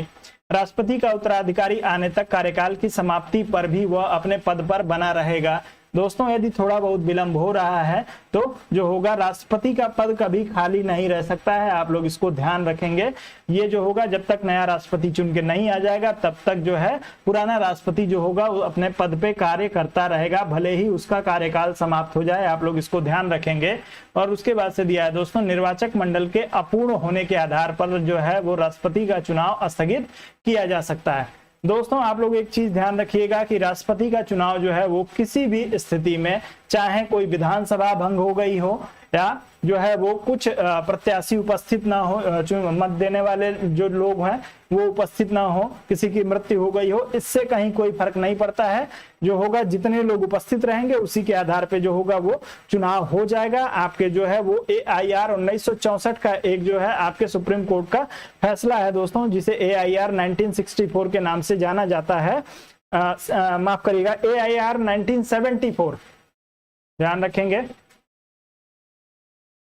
AIR 1974 में जो है दोस्तों आपके सुप्रीम कोर्ट ने एक फैसला दिया था और उसमें कहा गया था कि दोस्तों किसी भी परिस्थिति में, अर्थात जो है वो निर्वाचक मंडल के अपूर्ण होने की स्थिति में भी जो है वो दोस्तों राष्ट्रपति का चुनाव आवश्यक रूप से कराया जाएगा। आप लोग इस प्रश्न में डी विकल्प के साथ जाइएगा। ये आपका जो है वो सही नहीं है। आपका उत्तर जो होगा डी विकल्प के लिए सही हो जाएगा। चलिए कल्पना द्विवेदी जी कर रही हैं। चलिए कल्पना जी, हिस्ट्री की क्लास के लिए मैंने सर से बात किया था, जो है सर थोड़ी सी व्यस्तता की वजह से कुछ आवश्यक कार्य हैं उनके पास, जिसकी वजह से आप लोगों की क्लास जो है वो अभी कंडक्ट नहीं करा पा रहे हैं। बहुत ही जल्दी आप लोगों को जो है वो हिस्ट्री के क्लास में नई इंफॉर्मेशन आप लोगों को दे दी जाएगी कि कब से आपकी हिस्ट्री की क्लास चलेगी, कैसे चलेगी। सर से मैंने बात किया था तो वो कुछ अपने आवश्यक कार्यों की वजह से, व्यक्तिगत कार्यों की वजह से थोड़े से व्यस्त हैं, जिसकी वजह से क्लास नहीं ले पा रहे हैं। आप लोगों की असुविधा के लिए दोस्तों जो है मुझे अपनी पूरी टीम की तरफ से हम लोगों को बहुत खेद है इस चीज के लिए कि आपको क्लास नहीं मिल पा रही है। चलिए फिलहाल आप लोग इस प्रश्न में डी विकल्प का चुनाव करेंगे तो उत्तर सही होगा, अन्य किसी विकल्प का चुनाव आप लोगों को नहीं करना है। आगे बढ़ते हैं, अगले प्रश्न पे चलेंगे। अगला दिया है दोस्तों, राष्ट्रपति के चुनाव में, भारत में राष्ट्रपति चुनाव के निर्वाचक मंडल में आप लोगों को बताना है दोस्तों, विधानसभा के निर्वाचित सदस्यों का मत मूल्य कितना होता है और एक निर्वाचित संसद सदस्य का मत मूल्य कितना होता है। आपको दोनों दिया हुआ है और जो है आखिरी चुनाव में जो है वो आपके 500 मतदाता थे। इसके आधार पे आप लोग अपना उत्तर चुनने का प्रयास करिएगा। आपके प्रश्न को जो है वो थोड़ा सा मैं एडजस्ट कर दूं, और आप लोग यदि बुरा ना माने दोस्तों तो मैं थोड़ा सा पानी पीना चाहता हूं, तो मुझे पानी उठ के लेना पड़ेगा। यदि आप लोग अनुमति देंगे तो मैं उठ के चला जाऊंगा, यदि आप लोग बुरा ना माने तो। आप लोग उत्तर करते रहिए इस प्रश्न के लिए। और गला सूख रहा है दोस्तों, गर्मी बहुत है। आप लोग चारों में से किसी एक विकल्प का चुनाव करिएगा। मैं बस 2 मिनट में आ जाऊं मैं पानी पी के। कोई समस्या है आप लोगों को? जी चलिए, बहुत बहुत धन्यवाद दोस्तों। आप लोग जो है धैर्य बनाए रहेंगे, जो है कोई भी शोरगुल नहीं करेगा क्लास में। आप लोग बिना शोरगुल किए जो है वो अपने प्रश्न को सॉल्व करिए और उत्तर करिए। चलिए बहुत बहुत धन्यवाद दोस्तों।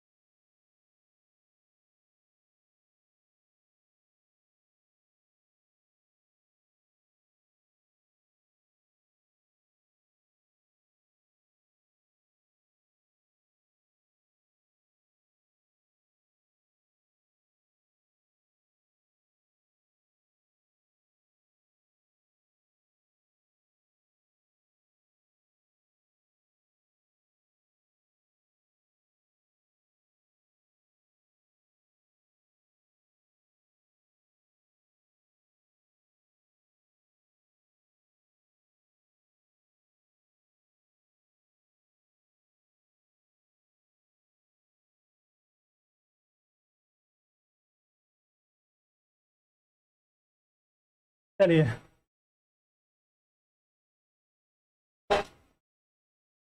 चलिए माफी चाहता हूं दोस्तों, आप सभी लोग उत्तर करिए इस प्रश्न के लिए। चलिए आप लोगों का उत्तर आया है इस प्रश्न में, बी विकल्प के लिए केवल 2 के लिए आप लोगों का उत्तर आ रहा है।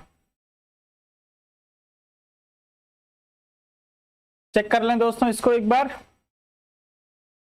दोस्तों दिया है विधानसभा के निर्वाचित सदस्य के मत का मूल्य आप लोगों को दिया है, और इसमें दिया है आपको राज्य की जनसंख्या बटा राज्य की विधानसभा में निर्वाचित सदस्यों की संख्या गुणे जो है 100 की जनसंख्या।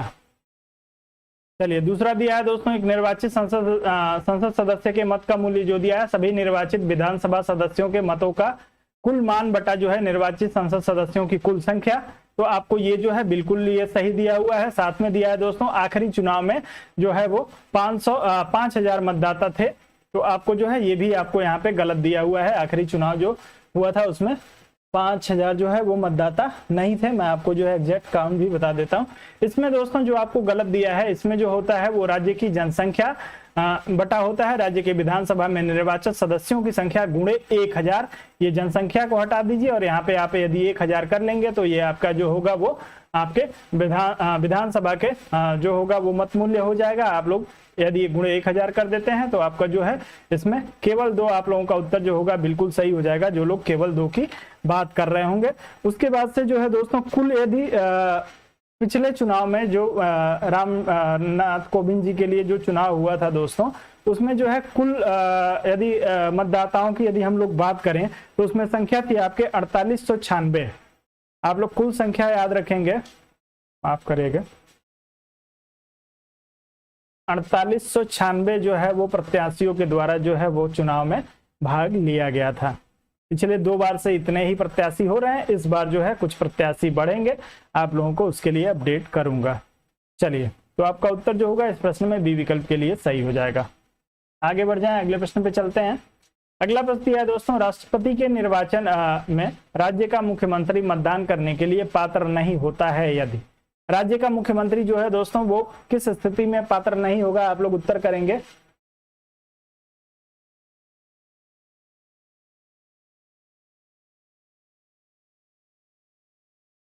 चलिए मैं अच्छा करने का ही प्रयास करता हूं प्रमोद जी। चलिए उत्तर करिए आप लोग।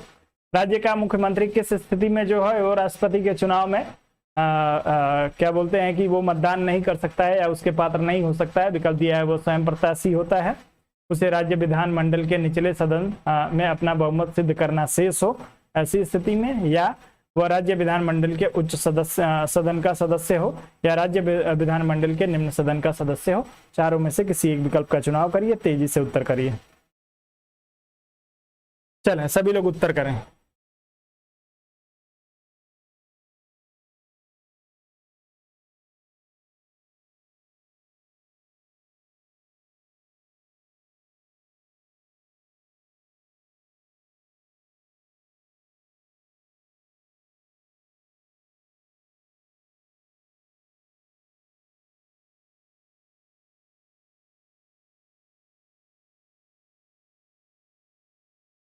चलें बी और सी विकल्प में आप लोगों के बीच में जो है वो द्वंद्व चल रहा है।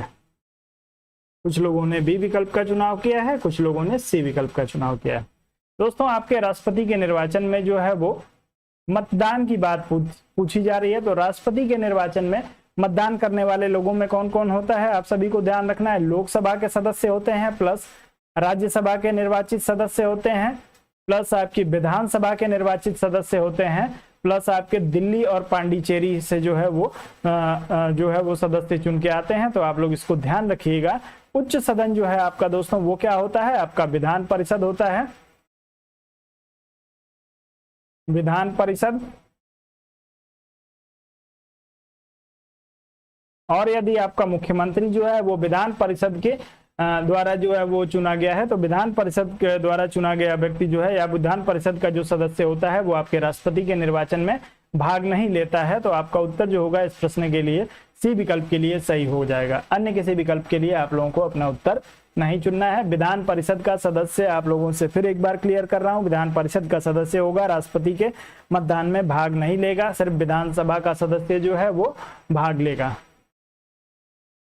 चलिए आप लोग सी विकल्प के साथ जाइएगा। बहुमत सिद्ध करना शेष हो या अथवा उससे कहीं कोई फर्क नहीं पड़ता है दोस्तों, जब तक सरकार गिर नहीं जाती है तब तक वो दे देगा फाइनली, आप लोग इसको ध्यान रखेंगे। बहुमत सिद्ध करने के बाद ही यदि नहीं कर पाता है, फ्लोर टेस्ट में जो है यदि फेल हो जाता है तो सरकार गिर जाती है, उसके बाद तो कोई बात ही नहीं है। लेकिन जब तक सरकार में वो है तब तक वो मतदान कर सकता है यदि विधानसभा का सदस्य है तो। चलिए इस प्रश्न में सी विकल्प के साथ जाइएगा। आगे बढ़े, अगले प्रश्न पे चलेंगे। अगला प्रश्न दिया है कि भारत के राष्ट्रपति के चुनाव में राज्य की विधानसभा के प्रत्येक निर्वाचित सदस्य के वोटों की संख्या उस राज्य की जनसंख्या को विधानसभा की कुल निर्वाचित सदस्य संख्या द्वारा विभाजित कर प्राप्त भागफल की 1000 के गुणकों के बराबर होती है। वर्तमान स्थिति आपको 1997 की जगह पे जो है दोस्तों आपको 2022 कर लेना है। 2022 जनसंख्या के तात्पर्य में किस वर्ग की जनगणना द्वारा यथा अभिनिश्चित जनसंख्या से है। आप लोग अपना उत्तर तेजी से इस प्रश्न में करने का प्रयास करेंगे। चलिए चलें सभी लोग उत्तर करेंगे दोस्तों। किस संविधान संशोधन के तहत जो है इसको निश्चित किया गया था आप लोगों का जनसंख्या जो है 1971 की जनसंख्या आपका उत्तर जो होगा बिल्कुल सही हो जाएगा। आप लोग इसके लिए ध्यान रखेंगे, सी विकल्प आपका उत्तर जो होगा दोस्तों बिल्कुल सही हो जाएगा। 1971 की जनसंख्या के अनुसार ही होगा, ये निश्चित किया गया था आपके 42वें संविधान संशोधन में दोस्तों। 42वां संविधान संशोधन 1900 आपके जो है 76 में हुआ था और इसके माध्यम से जो है वो 1971 की जनसंख्या को सुनिश्चित किया गया था। उसके बाद से जो है दोस्तों इसमें आपका 84वां संविधान संशोधन हुआ। 84वां संविधान संशोधन किया गया दोस्तों आपके 2001 में। 2001 में जो है दोस्तों आपकी 84वां संविधान संशोधन होगा और इसमें जो है 2026 के लिए जो है वो कर दिया जाएगा। 2026 तक इस 1971 की जनगणना के आधार पे ही चुनाव होगा, तो आप लोग इसको ध्यान रखेंगे दोस्तों। क्लियर है, समझ गए आप लोग। आपके 42वें संविधान संशोधन के माध्यम से 1976 में ये कहा गया कि जो चुनाव होगा कोई भी, चाहे आपका लोकसभा का चुनाव हो, राष्ट्रपति का चुनाव हो या आपके दोनों चुनाव में जो है दोस्तों 1971 की जनगणना को जो है वो किया जाएगा। और उसके बाद से 84वां संविधान संशोधन 2001 में किया गया और उसके माध्यम से जो है इसको 2026 तक के लिए जो है इसको सुनिश्चित किया गया। चलिए आप लोग इसको ध्यान रखेंगे, 2026 तक जो है इसमें परिवर्तन नहीं किया जाएगा, इसी आधार पे होगा। उत्तर आपका इस प्रश्न में सी विकल्प के लिए सही होगा। 2 अमेंडमेंट इसमें किए गए हैं, 42वां और 84वां। आप लोग दोनों को ध्यान रखेंगे, 84वां के माध्यम से 2026 तक इसको बढ़ाया गया है। चलें आगे बढ़ जाएं। अगला प्रश्न दिया है कि भारतीय राष्ट्रपति के विषय में निम्नलिखित कथनों पर विचार करिए। आपको राष्ट्रपति के विषय में कथन पे विचार करना है। पहला दिया है उसे भारत का जन्मा नागरिक होना चाहिए। दूसरा दिया है उसे 35 वर्ष की उम्र पूरी कर लेनी चाहिए और उसे संसद का सदस्य निर्वाचित होने की योग्यता रखनी चाहिए। आप लोगों को बताना है इसमें से कौन कौन सा विकल्प जो है वो आपका सही होगा। उत्तर आप लोग तेजी से करेंगे। और दोस्तों आप सभी से मेरा विनम्र निवेदन है कि यदि आप में से किसी ने भी जो है वीडियो को लाइक नहीं किया है तो आप वीडियो को लाइक करिए। चैनल पे यदि नए हैं तो चैनल को आप लोग सब्सक्राइब करके बेल नोटिफिकेशन को दबा लीजिए। नियमित रूप से जो है आप लोगों के लिए टीजीटी पीजीटी के लिए संविधान को जो है इस समय हम लोग संविधान की सीरीज को कर रहे हैं। एक हफ्ते में हम लोग जो है पूरे भारतीय संविधान को एक बार कंप्लीट करेंगे और उसके बाद आप लोगों से रैंडम प्रश्नों को उठाऊंगा, थोड़े से स्तर को ऊपर करूंगा और उसके बाद चलिएगा। तो जैसा कि मैं देख पा रहा हूं इस प्रश्न में जो है मोहम्मद अमान खान जी का उत्तर सी विकल्प के लिए आ रहा है। बाकी लोग जो है डी और बी विकल्प का चुनाव कर रहे हैं। मैक्सिमम लोग जो है बी विकल्प का चुनाव कर रहे हैं। चलिए, उसे भारत का जन्मा नागरिक होना चाहिए या नहीं होना चाहिए, आप लोग उत्तर करेंगे इस प्रश्न के लिए दोस्तों।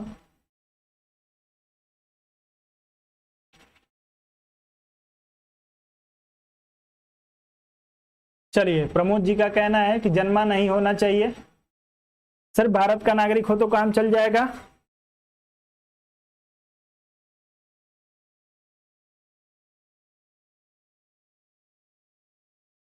तो इसमें जो लोग बी विकल्प का चुनाव कर रहे हैं उनका उत्तर जो होगा बिल्कुल सही हो जाएगा दोस्तों। भारत का नागरिक होना चाहिए, उसका जन्म भारत में हुआ हो या ना हुआ हो।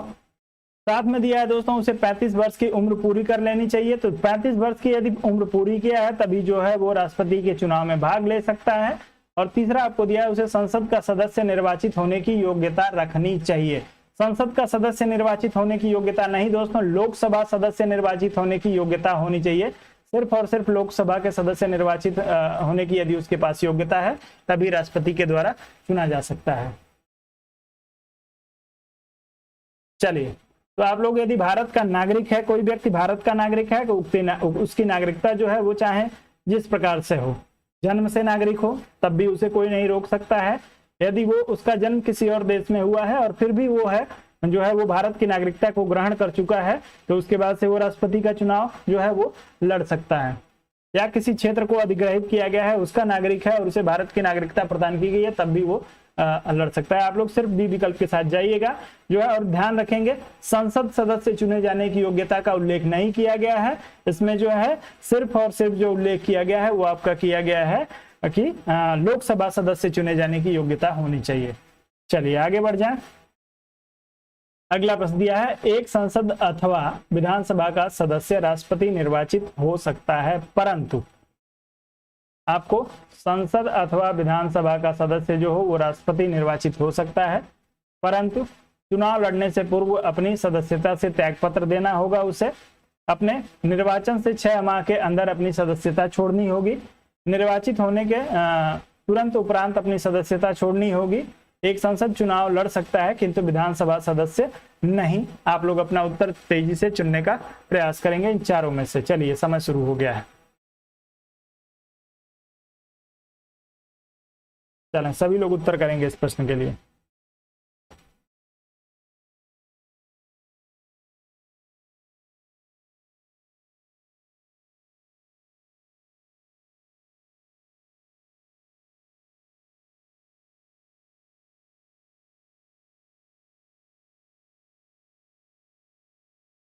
इस प्रश्न में बी और सी विकल्प के लिए आप लोगों का उत्तर आ रहा है। कुछ लोग बी विकल्प की बात कर रहे हैं, कुछ लोग सी विकल्प की बात कर रहे हैं। तो दोस्तों, चुनाव लड़ने से पूर्व उसे अपनी सदस्यता को त्यागना होगा। ऐसा नहीं है दोस्तों, चुनाव लड़ेगा वो पद पे बने रहते हुए ही जो है वो चुनाव लड़ेगा। ऐसा नहीं है कि क्या बोलते हैं कि आगे से थाली भी चली जाए और खाना भी ना मिले।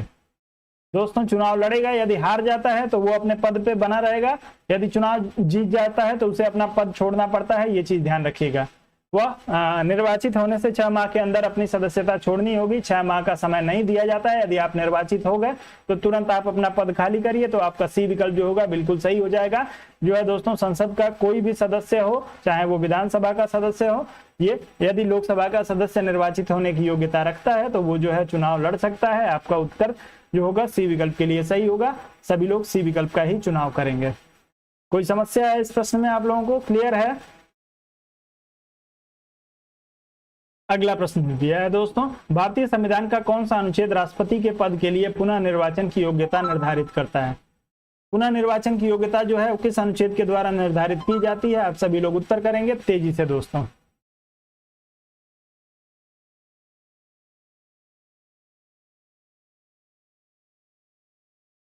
चलें,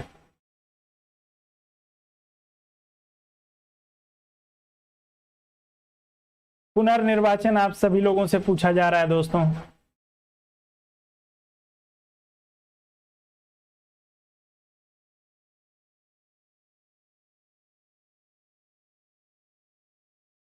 चलिए, तो जो लोग इसमें डी विकल्प का चुनाव कर रहे होंगे 57 का, उन सभी का उत्तर जो होगा बिल्कुल सही हो जाएगा। अनुच्छेद 57 के तहत जो है वो राष्ट्रपति पुनर्निर्वाचित हो सकता है, जितनी बार चाहे उतनी बार। भारत में जो है इस बात पे प्रतिबंध नहीं लगाया गया। अमेरिका का राष्ट्रपति सिर्फ 2 बार चुना जा सकता है, लेकिन भारत में जितनी बार चाहे उतनी बार जो है वो चुना जा सकता है। आप लोगों को यदि नियमित रूप से आप हमारे साथ जुड़े रहे हो तो आप लोगों में से कुछ लोगों को मैंने एक ट्रिक बताया था, जो है राष्ट्रपति के कुछ महत्वपूर्ण अनुच्छेदों को याद करने के लिए। पका चुनिर का पुनर्योग शर्त शपथ महाभियोग, इसको लाइन से आप लोग लिख के और उसके नीचे आप लोग जो है यदि अनुच्छेद को लिख लेंगे तो राष्ट्रपति के जो इनिशियल जो आपके बेसिक जो राष्ट्रपति के अनुच्छेद हैं वो आपको लाइन से याद हो जाएंगे। आप लोग कैसे लिखेंगे आपको बता देता हूं। पका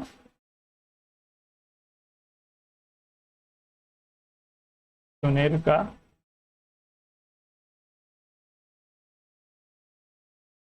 पुनर्योग, शर्त, शपथ, महाभियोग।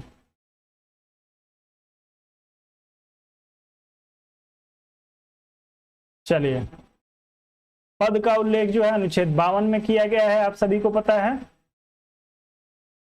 इसके जो है चुनाव का जो है वो आपके 53 में है। निर्वाचन की बात जो की गई है वो आपके 54 में की गई है। कार्यकाल की बात जो है आपके 55 में की गई है।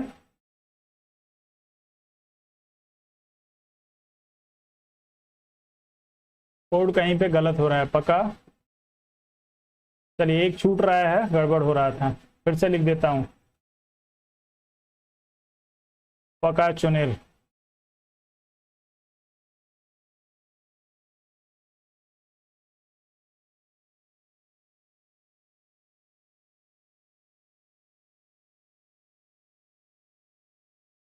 पुनर्योग, शर्त, शपथ, महाभियोग। इसको समझ लीजिएगा। पद आपके 52 में, कार्यकाल आपके 53 में, चुनाव जो है इसका 54 में, निर्वाचन जो है, निर्वाचन की जो विधि है वो आपके 55 में, कार्यकाल जो है दोस्तों इसका 56 में, पुनर्निर्वाचन जो है दोस्तों आपके 57 में, जो इसकी योग्यता है दोस्तों वो 58 में दी गई है। शर्त जो है दोस्तों आपके 59 में दी गई है। शपथ का जो प्रारूप है वो 60 में दिया है और महाभियोग जो है आपके 61 में दिया है।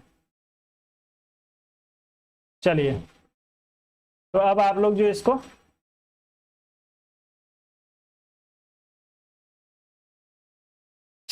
आप लोग नोट कर लेंगे। यदि ध्यान रखेंगे तो आप लोगों का जो है ये यहाँ से जो है आपके 52 से 61 तक के अनुच्छेद आपको लाइन से याद रहेंगे, ये आपको भूलेंगे नहीं। 2-3 बार 4 बार लिख के आप लोग जो है प्रैक्टिस कर लेंगे तो याद हो जाएगा, कहीं कोई समस्या नहीं है। उत्तर आपका इस प्रश्न में डी विकल्प में सही हो जाएगा। पुनर्निर्वाचन आपको जो है अनुच्छेद 57 इसमें यहाँ पे स्पष्ट लिखा हुआ है, आप जो है डी विकल्प के साथ जाइएगा। क्लियर है? अभी इसमें कुछ और समझाना बाकी तो नहीं रह गया। चलिए आगे बढ़ते हैं। अगर भारत के राष्ट्रपति के चुनाव में कोई विवाद होता है तो उस विवाद को सौंपा जा सकता है। किसको सौंपा जा सकता है दोस्तों विवाद को? भारत के महाधिवक्ता को, संसद को, भारत के सर्वोच्च न्यायालय को। इसमें से कोई नहीं, चारों में से किसी एक का चुनाव करिए। तेजी से उत्तर करिए।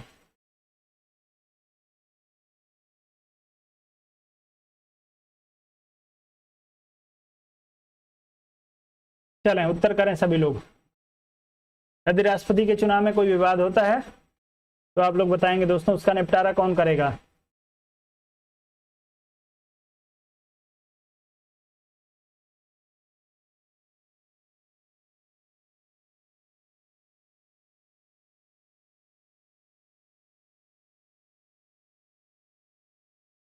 अनुच्छेद भी आप लोग बताया करिए दोस्तों। अनुच्छेद में आप लोग कहाँ इतना संकोच करते हैं। चलिए, भारत के सर्वोच्च न्यायालय के द्वारा जो है अर्धन्यायिक प्रक्रिया के रूप में इसको स्वीकार किया जाता है। अनुच्छेद आप लोग बता दीजिए। चलिए दोस्तों, तो यदि अनुच्छेद की आप लोग बात करेंगे तो अनुच्छेद जो है 71 का सब आर्टिकल 1 आप लोग ध्यान रखेंगे। अनुच्छेद 71(1) में जो है वो भारत के सर्वोच्च न्यायालय को जो है यहाँ पे जो है राष्ट्रपति के चुनाव में विवादित विषय पर निर्णय करने का अधिकार है वो, और वो जो अधिकार होगा दोस्तों वो अंतिम होगा। आप लोग ध्यान रखेंगे, अंतिम होगा। चलिए आगे बढ़ जाते हैं। अमान जी, 10 सेकंड का समय जरूर होता है, बढ़िया होता है, लेकिन आप लोगों का उत्तर जो है दोस्तों वो तुरंत मेरे पास पहुंच नहीं पाता है। स्ट्रीमिंग में जो है वो 15 सेकंड का डिले होता है, उसकी वजह से जो है 30 सेकंड मैंने इसको रखा है। 15 सेकंड का डिले। मैं जब आगे बढ़ जाऊंगा तब आप लोगों का यदि उत्तर आएगा, यदि आपका कोई क्वेरी आएगा तो फिर से मुझे पीछे आना पड़ेगा, इसलिए 30 सेकंड का समय रखता हूँ। 30 सेकंड में आप लोग अपना कर लिया करिए। चलिए आप लोग, भारत के राष्ट्रपति अपना त्यागपत्र किसको संबोधित करते हैं दोस्तों? किसको संबोधित करके लिखता है अपना त्यागपत्र, आप लोग बताएंगे? लोकसभा स्पीकर, उपराष्ट्रपति, प्रधानमंत्री, सर्वोच्च न्यायालय के मुख्य न्यायाधीश?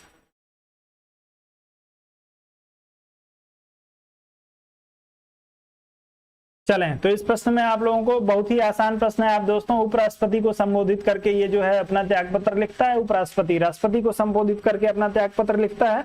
आप सभी को इस चीज के लिए कहीं भी इधर उधर सोचने की जरूरत ही नहीं है। अनुच्छेद आप लोग बता देंगे क्या इसके लिए?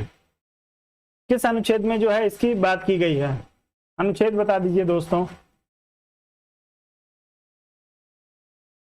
चलिए, तो अनुच्छेद आप लोग ध्यान रखेंगे, अनुच्छेद 56 1 ए। अनुच्छेद 56 1 ए में जो है वो इस चीज का उल्लेख किया गया है कि राष्ट्रपति जो है वो आपके उपराष्ट्रपति को संबोधित त्यागपत्र लिखेगा। आप लोग इस प्रश्न में जो होगा बी विकल्प के साथ जाइएगा। बी विकल्प आपका जो होगा बिल्कुल सही होगा। आगे बढ़ते हैं, अगले प्रश्न पे चलते हैं। अगला दिया है, भारत के राष्ट्रपति को उसके पद से हटाया जा सकता है दोस्तों। भारत के राष्ट्रपति को उसके पद से जो है वो किसके द्वारा हटाया जा सकता है? भारत के प्रधानमंत्री द्वारा, लोकसभा के द्वारा, भारत के मुख्य न्यायाधीश द्वारा या संसद द्वारा। चारों में से किसी एक का चुनाव करके उत्तर आप लोग करने का प्रयास करिएगा।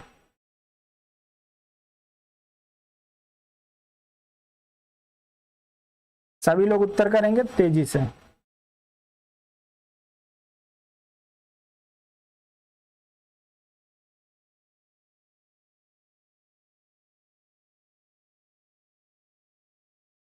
चलें, तो आप लोगों का उत्तर जो है इस प्रश्न में डी विकल्प के लिए संसद के लिए आ रहा है। आप सभी लोग ध्यान रखेंगे, मैंने अभी आपको कोड बताया था, उसमें अनुच्छेद 61 में जो है आपके महाभियोग की प्रक्रिया दी गई है।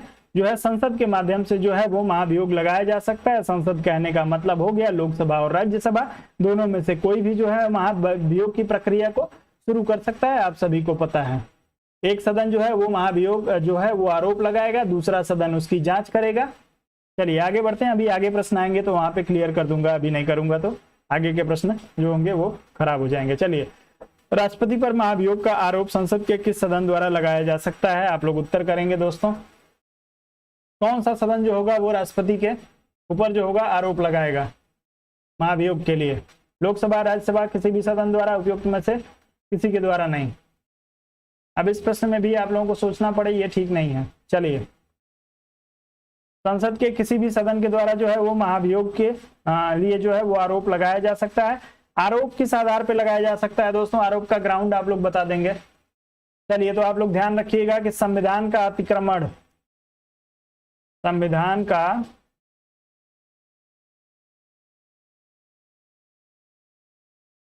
अतिक्रमण के आधार पे ही जो है वो सिर्फ और सिर्फ एक आधार जो दिया गया है ग्राउंड भारतीय संविधान में, वो दिया गया है संविधान का यदि अतिक्रमण कर रहा है राष्ट्रपति तो ऐसी स्थिति में जो है उसके ऊपर महाभियोग की प्रक्रिया को शुरू किया जा सकता है। किसी एक सदन के द्वारा जो है वो शुरू किया जाएगा।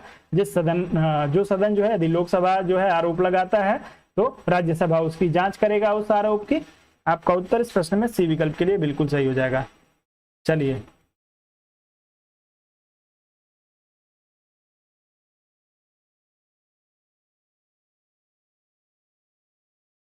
जी, दूसरे सदन में जाना अर्धन्यायिक प्रक्रिया है, वहां पे जांच होती है, उस पर भी आ जाते हैं हम लोग। चलिए, भारत के राष्ट्रपति पर महाभियोग चलाने के लिए कम से कम कितने दिन पूर्व की सूचना आवश्यक है? आप लोग उत्तर करेंगे।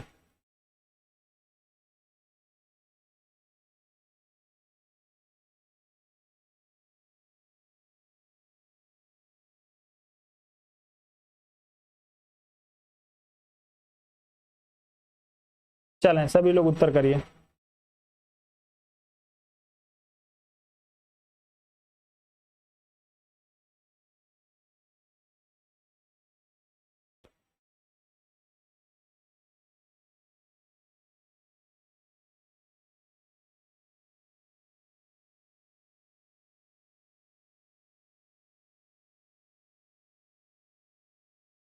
साबित कदाचार जो है दोस्त वो आपके अमेरिकी संविधान में है। भारत के संविधान में सिर्फ एक ही ग्राउंड दिया हुआ है, कदाचार को जो है उसमें शामिल नहीं किया गया। चलिए, तो दोस्तों इस प्रश्न में यदि आप 14 दिन का चुनाव कर रहे हैं तो आपका उत्तर जो होगा बिल्कुल सही हो जाएगा। आरोप लगाने से पूर्व 14 दिन पूर्व जो है वो राष्ट्रपति को जी। तो 14 दिन पूर्व जो है दोस्तों, जिस दिन आरोप जो होगा वो सदन में लगाया जाएगा, उसके 14 दिन पहले जो है वो लिखित रूप से राष्ट्रपति को जो है इसकी सूचना दी जाएगी। आप लोग ध्यान रखेंगे, 14 दिन पूर्व लिखित रूप से सूचना दी जाएगी और उसके बाद से जब दूसरा सदन जांच करेगा दोस्तों, तो दूसरे सदन में जो है या तो वो अपने प्रतिनिधि को भेजेगा वो, या स्वयं उसमें उपस्थित हो सकता है। इन दोनों चीजों को ध्यान रखिएगा। उत्तर बी विकल्प के लिए सही है। आगे बढ़ते हैं, अगले प्रश्न पे चलेंगे। अगला दिया है, निम्नलिखित में से कौन सा भारत के राष्ट्रपति के निर्वाचक गण का तो भाग है परंतु उसके महाभियोग का अधिकरण का भाग नहीं है? आप लोग बताएंगे दोस्तों। चलिए फास्ट ही कर रहा हूं। अब आप लोग बताएंगे दोस्तों इस प्रश्न के लिए कि निर्वाचक गण में शामिल है लेकिन जो है वो आपके महाभियोग की प्रक्रिया में इसमें से कौन शामिल नहीं होता है? लोकसभा, राज्यसभा, राज्यों की विधान परिषदें और राज्यों की विधानसभाएं, चारों में से किसी एक का चुनाव करिए। तेजी से उत्तर करिए। चलिए सभी लोग उत्तर करेंगे दोस्तों। महाभियोग की प्रक्रिया में इसमें से कौन भाग नहीं लेता है? सब लोग उत्तर करेंगे दोस्तों।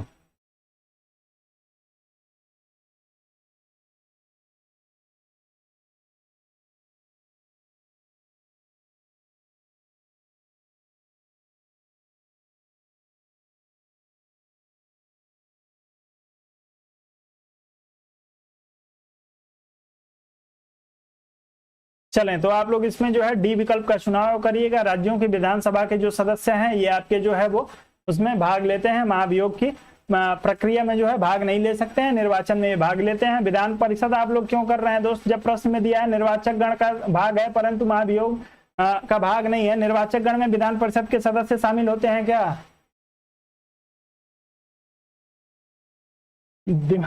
आप लोगों का दिमाग खराब तो नहीं हो गया है?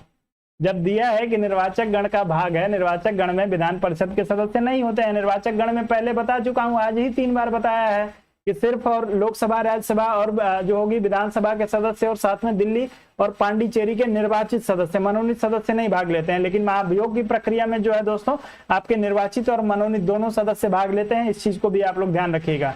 आपका विधान परिषद का सदस्य ना आपके निर्वाचन में भाग लेता है ना महाभियोग में भाग लेता है। आपके राज्य विधानसभा का जो सदस्य होता है वो आपके निर्वाचन में तो भाग लेता है लेकिन विधान जो इसके महाभियोग में भाग नहीं लेता है। सिर्फ लोकसभा और राज्यसभा के सदस्य उसमें भाग लेते हैं, निर्वाचित और मनोनीत दोनों। आगे बढ़ते हैं, अगले प्रश्न पे चलेंगे।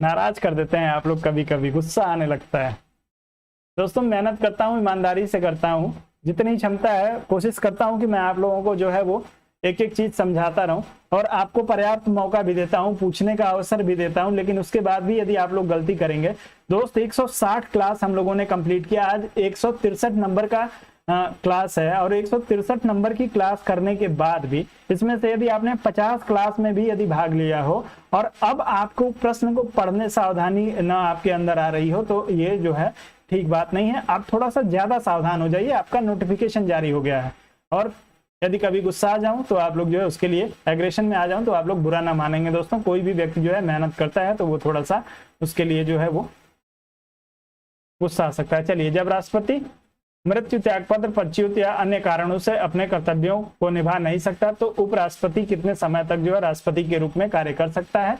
आप सभी को पहले ही बता चुका हूं कि 6 महीने से अधिक जो है राष्ट्रपति का पद खाली नहीं रह सकता। जो है राष्ट्रपति के अस्थायी राष्ट्रपति का चुनाव करना पड़ेगा। ये 6 महीने तक जो है उपराष्ट्रपति राष्ट्रपति के रूप में कार्य कर सकता है लेकिन इस 6 महीने के अंदर जो है अस्थायी रूप से राष्ट्रपति का चुनाव हो जाएगा। भले राष्ट्रपति की मृत्यु 1 साल बाद ही हो गई हो लेकिन मात्र जो है ये 6 महीने ये कार्य करेंगे और इसके बाद से जो नया राष्ट्रपति आएगा वो ठीक उसके बाद से जो है फिर से वो 5 साल कार्य करेगा। तो आप लोग ध्यान रखेंगे 6 माह का समय इसमें होता है। उत्तर डी विकल्प के लिए सही होगा। आगे बढ़ते हैं, अगला प्रश्न आपको दिया है दोस्तों, यदि राष्ट्रपति उपराष्ट्रपति का पद खाली हो तो राष्ट्रपति के पदभार कौन होता है दोस्तों? राष्ट्रपति के पद पर कौन होता है? राष्ट्रपति और उपराष्ट्रपति यदि दोनों जो है वो नहीं है, उपस्थित नहीं है, किसी कारण से दोनों जो है पद खाली हो जाता है तो ऐसी स्थिति में जो होगा वो राष्ट्रपति के पद पे कार्य कौन करेगा? चलिए सभी लोग उत्तर करेंगे।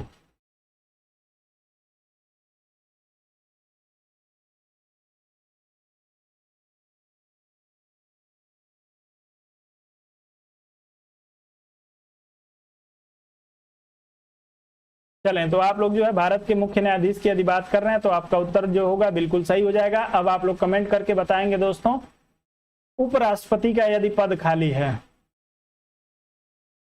उपराष्ट्रपति का पद खाली है, तो इसकी जगह पे कौन कार्य करेगा? चलिए, भारत का मुख्य न्यायाधीश तो कार्य करेगा राष्ट्रपति के पद पे। यदि मान लीजिए कि मुख्य न्यायाधीश भी उपस्थित नहीं है, तो जो सबसे वरिष्ठ, जो आपका सीनियर जो जस्टिस होगा,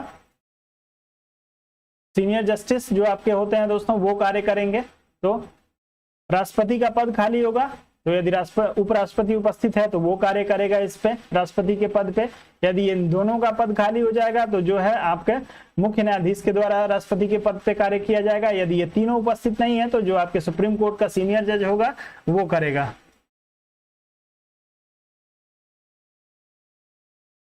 देखिए क्या होता है कल्पना जी। चलिए, आप लोग उपराष्ट्रपति के लिए उत्तर करिए।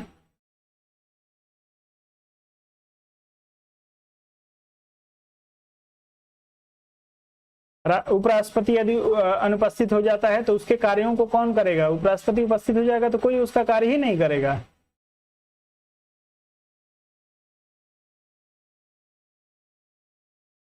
चलिए, गिरीश जी का उत्तर आ रहा है प्रेसिडेंट के लिए। बाकी लोग भी उत्तर करें दोस्तों, अब इतना समय आप लोग लगाते हैं।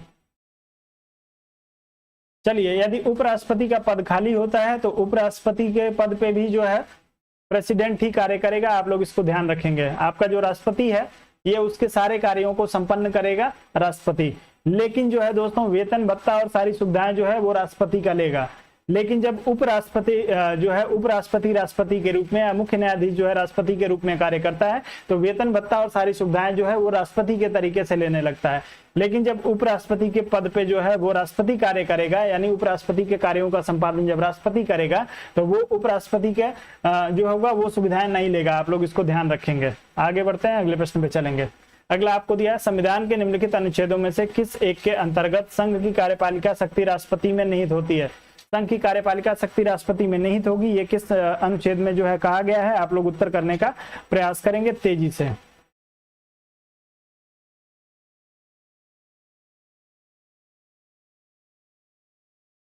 दोस्तों जो आपका, चलिए अभी क्लियर कर देता हूं, इसके लिए आप लोग उत्तर करिए। फिर एक बार पीछे चलता हूं, एक महत्वपूर्ण जानकारी जो है वो दिमाग से स्लिप हो गई है तो उसको मैं आप लोगों को क्लियर कराऊंगा। इस प्रश्न के लिए पहले आप लोग उत्तर कर दीजिए। चलिए, तो आप लोग अनुच्छेद 53 की यदि बात कर रहे हैं तो आपका उत्तर जो है वो सी विकल्प के लिए बिल्कुल सही हो जाएगा। संघ की जो कार्यपालिका शक्ति है दोस्तों वो राष्ट्रपति में निहित होती है, जो है इसका उल्लेख आपके अनुच्छेद 53 में किया गया है। आपका उत्तर बिल्कुल सही हो जाएगा इस प्रश्न में, सी विकल्प के लिए। पिछले प्रश्न पे ले चलता हूं दोस्तों, एक इन्फॉर्मेशन आप लोगों के लिए छूटा है। तो दोस्तों आप सभी को पता है कि राष्ट्रपति की अनुपस्थिति में उपराष्ट्रपति, उपराष्ट्रपति की अनुपस्थिति में मुख्य न्यायाधीश कार्य करता है। इस चीज का उल्लेख जो किया गया है वो किस अनुच्छेद में किया गया है?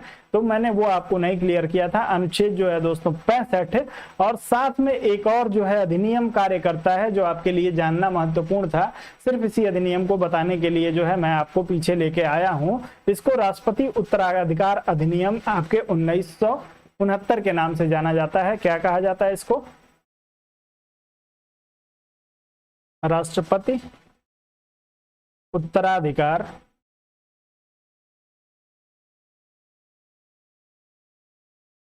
अधिनियम 1969 के तहत जो है ये पद जो है विभिन्न लोगों को राष्ट्रपति की अनुपस्थिति में उपराष्ट्रपति, उपराष्ट्रपति की अनुपस्थिति में जो है वो मुख्य न्यायाधीश। तो यदि आपसे पूछा जाए कि राष्ट्रपति उत्तराधिकार अधिनियम जो है वो कब आया था, तो 1969 में आया था। आप लोग इसको ध्यान रखेंगे, इसी के लिए आपको जो है पीछे लेके मैं आया था।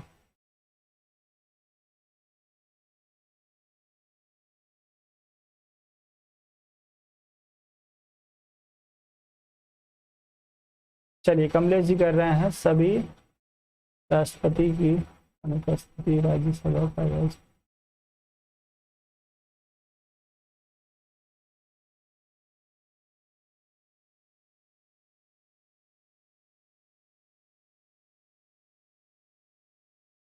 कमलेश जी मैं आपकी बात समझ नहीं पा रहा हूं, आप लिखना क्या चाह रहे हैं। चलिए आगे बढ़ते हैं, अगले प्रश्न पे चलते हैं।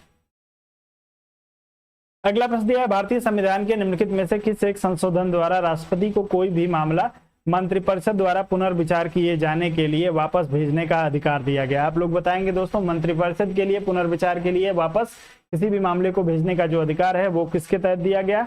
आपके 39वें संविधान संशोधन, 40वें संविधान संशोधन, 42वें संविधान संशोधन या 44वें संविधान संशोधन?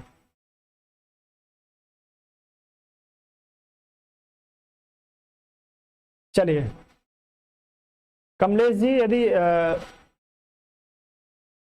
आप बात कर लीजिएगा मेरे नंबर पे, यदि कोई समस्या उसमें आ रही हो या आपको लग रहा हो कि कुछ।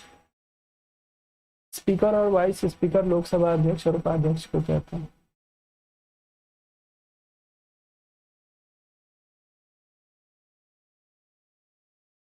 चलिए आप लोग आ जाइए दोस्तों, इस प्रश्न पे आ जाइए। पुनर्विचार के लिए जो है वो किस संविधान संशोधन में राष्ट्रपति को पुनर्विचार का पावर दिया गया था? आप सभी लोग उत्तर करेंगे दोस्तों इस प्रश्न के लिए।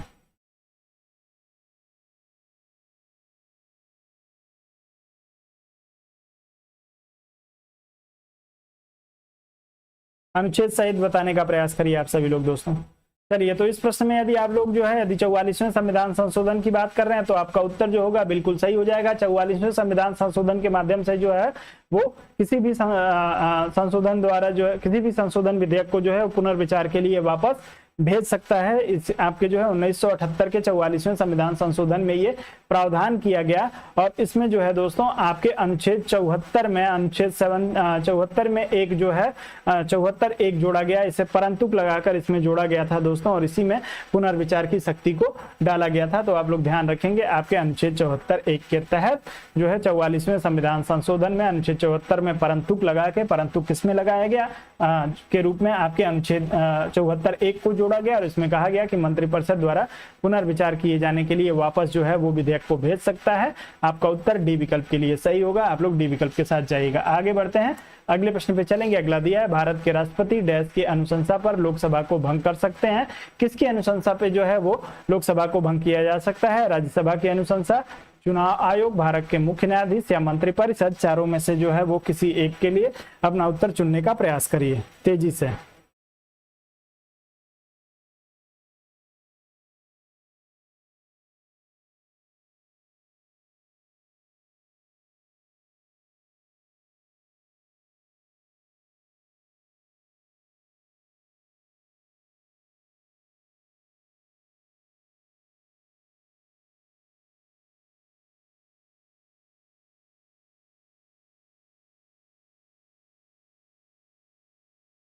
चलिए, तो दोस्तों आप सभी को पता है कि राष्ट्रपति जो है वो मंत्रिपरिषद की सलाह से कार्य करता है और मंत्रिपरिषद की सलाह पे ही जो है ये लोकसभा को भंग कर सकता है। इसके लिए दो अनुच्छेद आप लोगों को ध्यान रखने हैं दोस्तों। दो अनुच्छेद कौन सा है आपका? एक है दोस्तों अनुच्छेद 85(2) के तहत जो है वो मंत्रिपरिषद को भंग करने का अधिकार दिया गया है। इसको भंग करने का अधिकार जो है वो अनुच्छेद 85(2) के तहत दिया गया है। चलिए, लेकिन दोस्तों इसके साथ ही दोस्तों ये आपका जो अधिकार है, अनुशंसा का जो अधिकार है दोस्तों, वो दिया गया है आपके अनुच्छेद 74(1) में ही।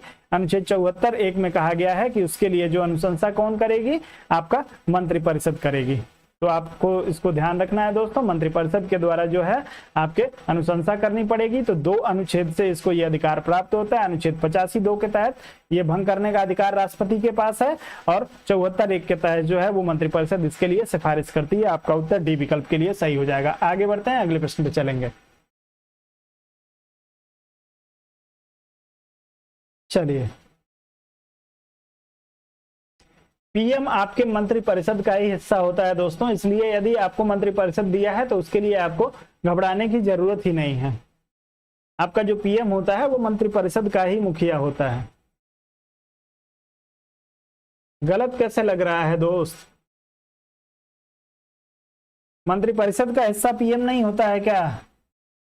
चलिए आ जाइए अगले प्रश्न में। भारत के राष्ट्रपति से संबंधित निम्नलिखित कथनों में से कौन सा एक सही नहीं है? आप लोग जो है किसी एक विकल्प का चुनाव करेंगे, उत्तर करेंगे। वह संसद का एक संगठक भाग है। दूसरा दिया है वह दोनों सदनों की चर्चा में भाग लेता है। तीसरा दिया है वह प्रत्येक वर्ष दोनों सदनों की संयुक्त बैठक को संबोधित करता है। और चौथा दिया है वह किन्हीं परिस्थितियों में अध्यादेश लागू कर सकता है। चारों में से किसी एक का चुनाव करके उत्तर आप लोग तेजी से कर दीजिएगा। चलें सभी लोग उत्तर